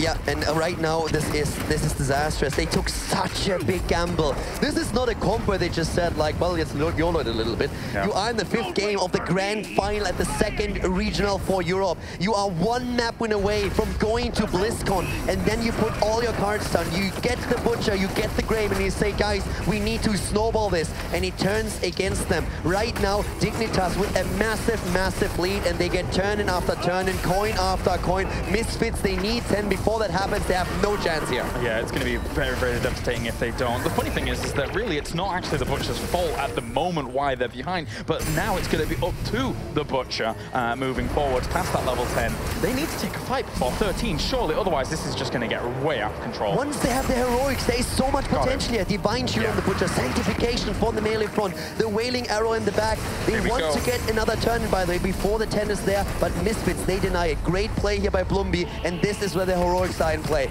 This is where they're going to make a stand. Lamb to the slaughter, Sanctification, Wailing Arrow, Divine Shield. They are looking for the fight. This is so aggressive. This is the most aggressive we've actually seen Misfits been the entire tournament because they know the severity of the situation that they are in. Likewise, Dignitas backs way, way off. They want none of this. Look where Bakery and Alex are. They're not even going to the fort at this point. They're saying like, guys, let's go way back for now. We are not going to take a fight. And you know, with them going to the top lane, they have now 2 forts destroyed already, and I cannot believe that JPL and Main are just saying like, you know what, we're going to go boss. It's actually perfect. They knew the entire team was down there looking for a team fight.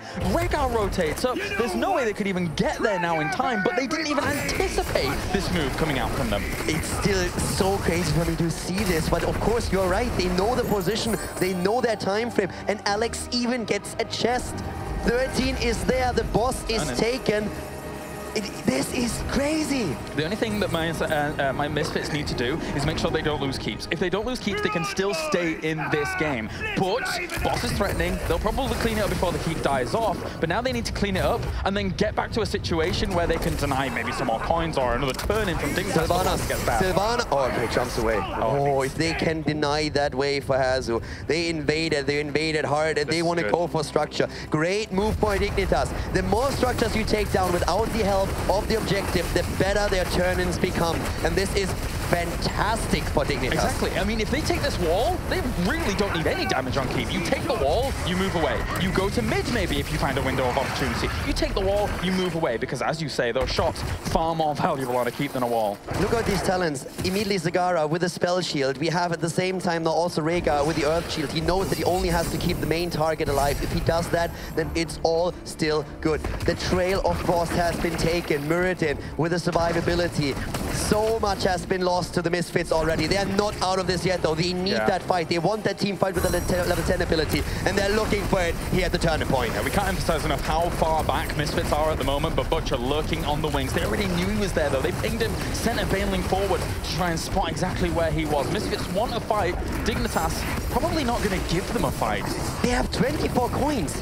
They don't want to fight. You have the talent advantage, but you really don't want to fight at this point. If you can poke a little bit, that's great, and then you get the setup. Of course, by all means, go for it. But don't just brainlessly engage into these battles if you hold this many coins. If you lose here, you are in trouble. Here comes the engage. JPL, 12 coins. I mean, this risk. Oh, there's the Butcher with the fresh meat goes in. Sanctification's on the ground, but look at the damage output. JPL, he dives in deep and goes for the kill. There was no confidence there. No confidence from the Misfits. They dropped Sanctification, but instantly Nurok backs away. They hadn't used Wailing Arrow. They hadn't used Lamb to the Slaughter. The Sanct went down for nothing. Nothing. No Divine Shield. There's absolutely no heroic ability that they committed to. They're defeated mentally. Look at how they took that fight. They are defeated mentally. They're going to have a miraculous comeback here.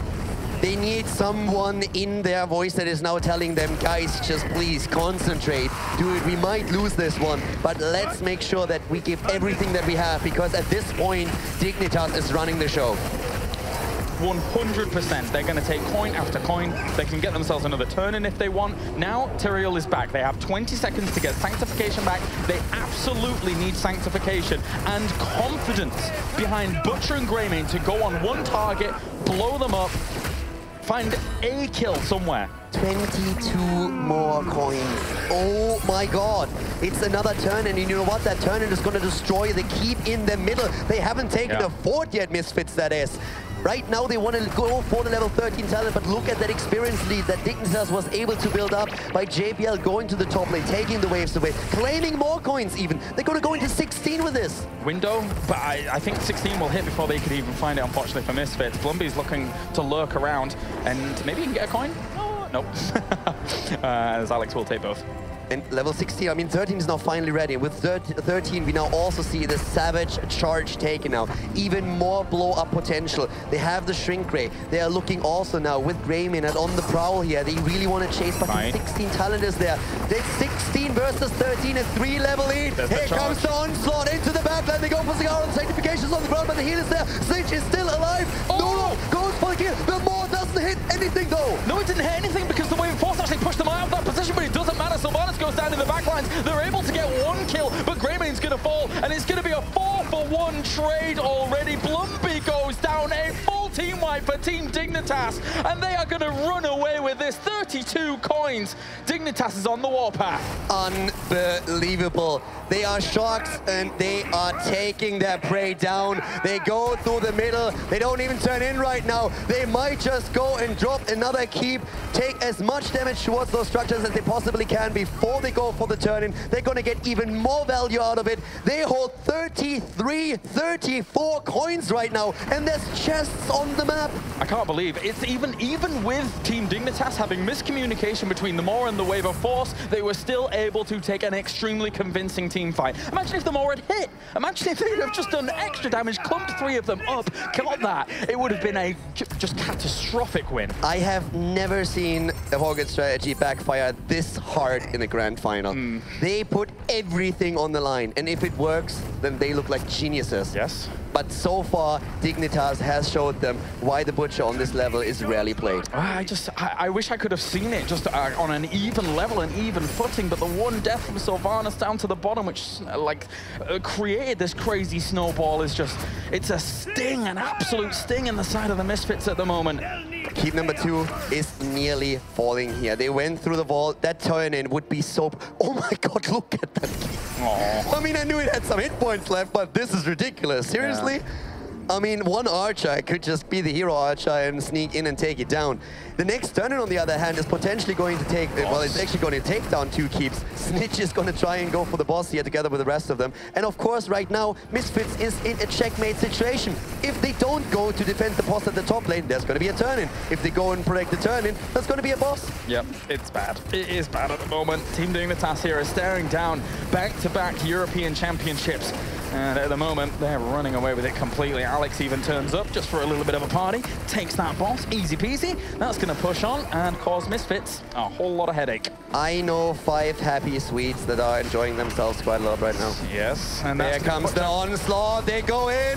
Can they maybe make it happen? The silence is there, but Bakery drops the Ancestral. Sylvanas is dead. Dignitas is having none of this. They take down Sylvanas. They chase Tyrael. Goodbye, Blumby. He's not going to make it out of there. JPL confirms the kill with a Storm Bolt. And this has to be the end of it. The boss goes through the keep up at the top lane, will go for a core, and Dignitas is on their way to victory. Dignitas, they want to crown themselves for the 2nd time in the fall season as the regional champion of Europe. And that boss was at full health when it reached this core here, as Dignitas march on towards the core, and they are going to secure themselves it easy peasy here on Blackheart's Bay. They are going to crown themselves European champions once again here in Europe. The dominance continues here as the kings of Europe continue marching on. GG as Dignitas claims victory. They take the best of 5. They take the grand final. final. A 3-2, the pocket draft on the side of the Misfits. They're having none of it. They play their comp perfectly. They take no risks. They take only the fights they can win. And with perfect execution, they are taking the grand final. Dignitas, once again, the European champion. What a way to win it all out as well here against Misfits. They took a risk and it didn't pay off here. Snitch, Bakery, JPL, Mene, and of course Alex, the Pro G here, have just basically stabbed their flag into Europe. Team Dignitas, currently 4-time champions. Out of 5 regional finals. Unbelievable stuff here. Unbelievable scenes from Gamescom in Cologne, Germany, as Team Dignitas once again crown themselves. Unbelievable performance here. Ladies and gentlemen, Team Dignitas!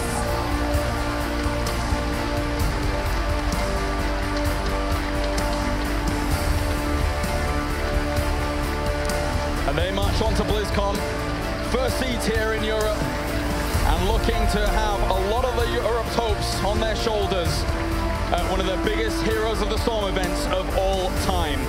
What a finish, unbelievable. Dignitas, they did it once again.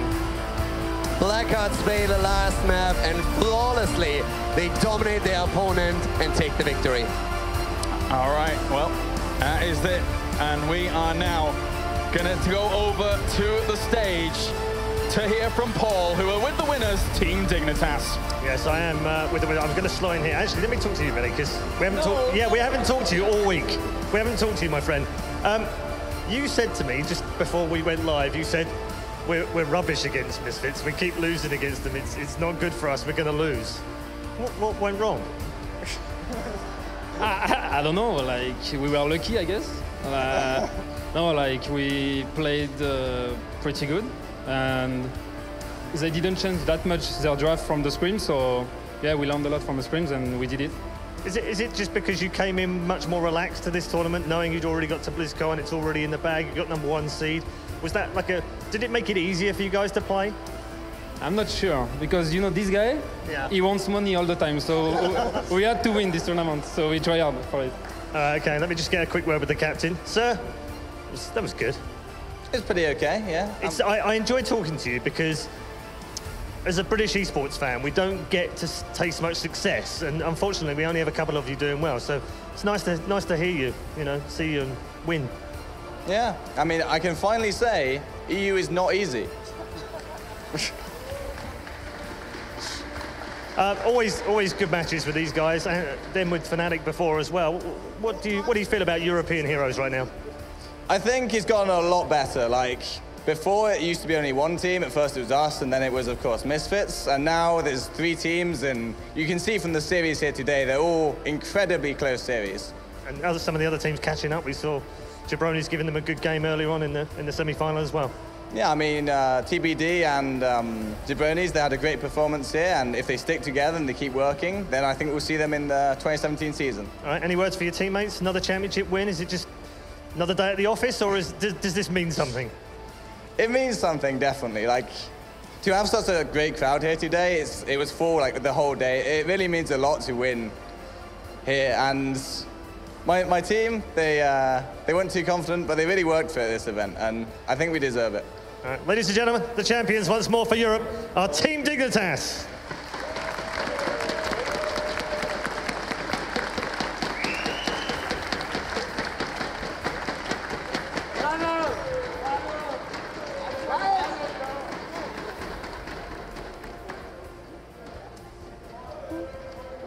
My Kogu.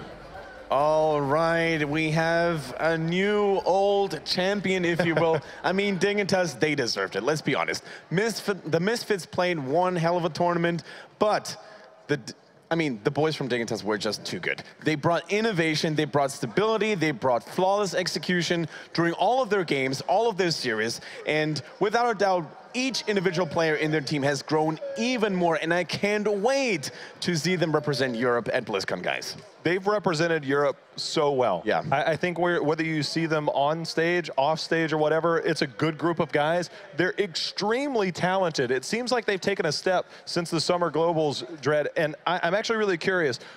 We have the Korean powerhouses. are they making the right steps? I mean, you know what it's like to be on that big stage at the top. Is this the team that can do it? They look so good the last month. I would like to say that I think the skill level is there, but it comes down to way more factors than are we good enough? And that is something a lot of teams, I think, have a misconception about. Short answer, no. I mean, they do well, but they have a lot to grow. They have a lot more to go. There's potential, Korea is still a big obstacle to overcome for any other region, China included. So I definitely agree there. But the hopes are high, and Dignitas definitely proved that they didn't disappoint their fans, and that they once again proved that they're a team to be reckoned with.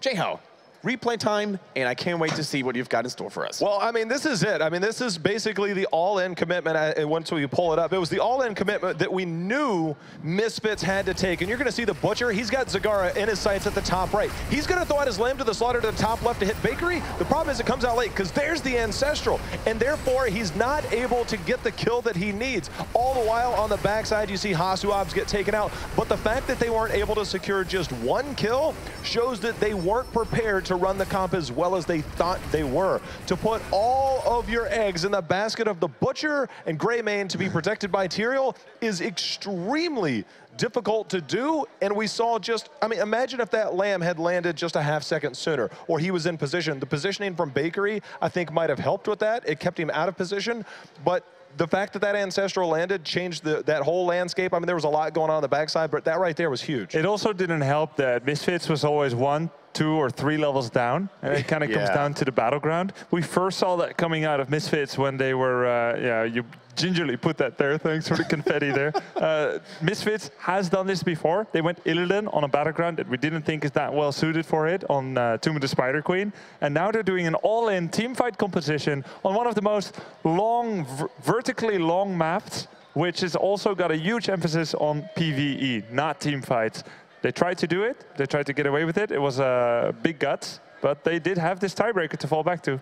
Yeah, and you know what, guys? It's been a long day, so for those of you who tuned in a little bit later and didn't really get all the action that happened today, here is a final look on the playoffs. We saw Dignitas overcoming both the Jabronis and Misfits, crowning themselves King of Europe for the second time in a row here at that second regional. And unfortunately, Misfits, after beating, of course, Fnatic, they just couldn't do it again. Dignitas proved to be one number, like, basically out of the league.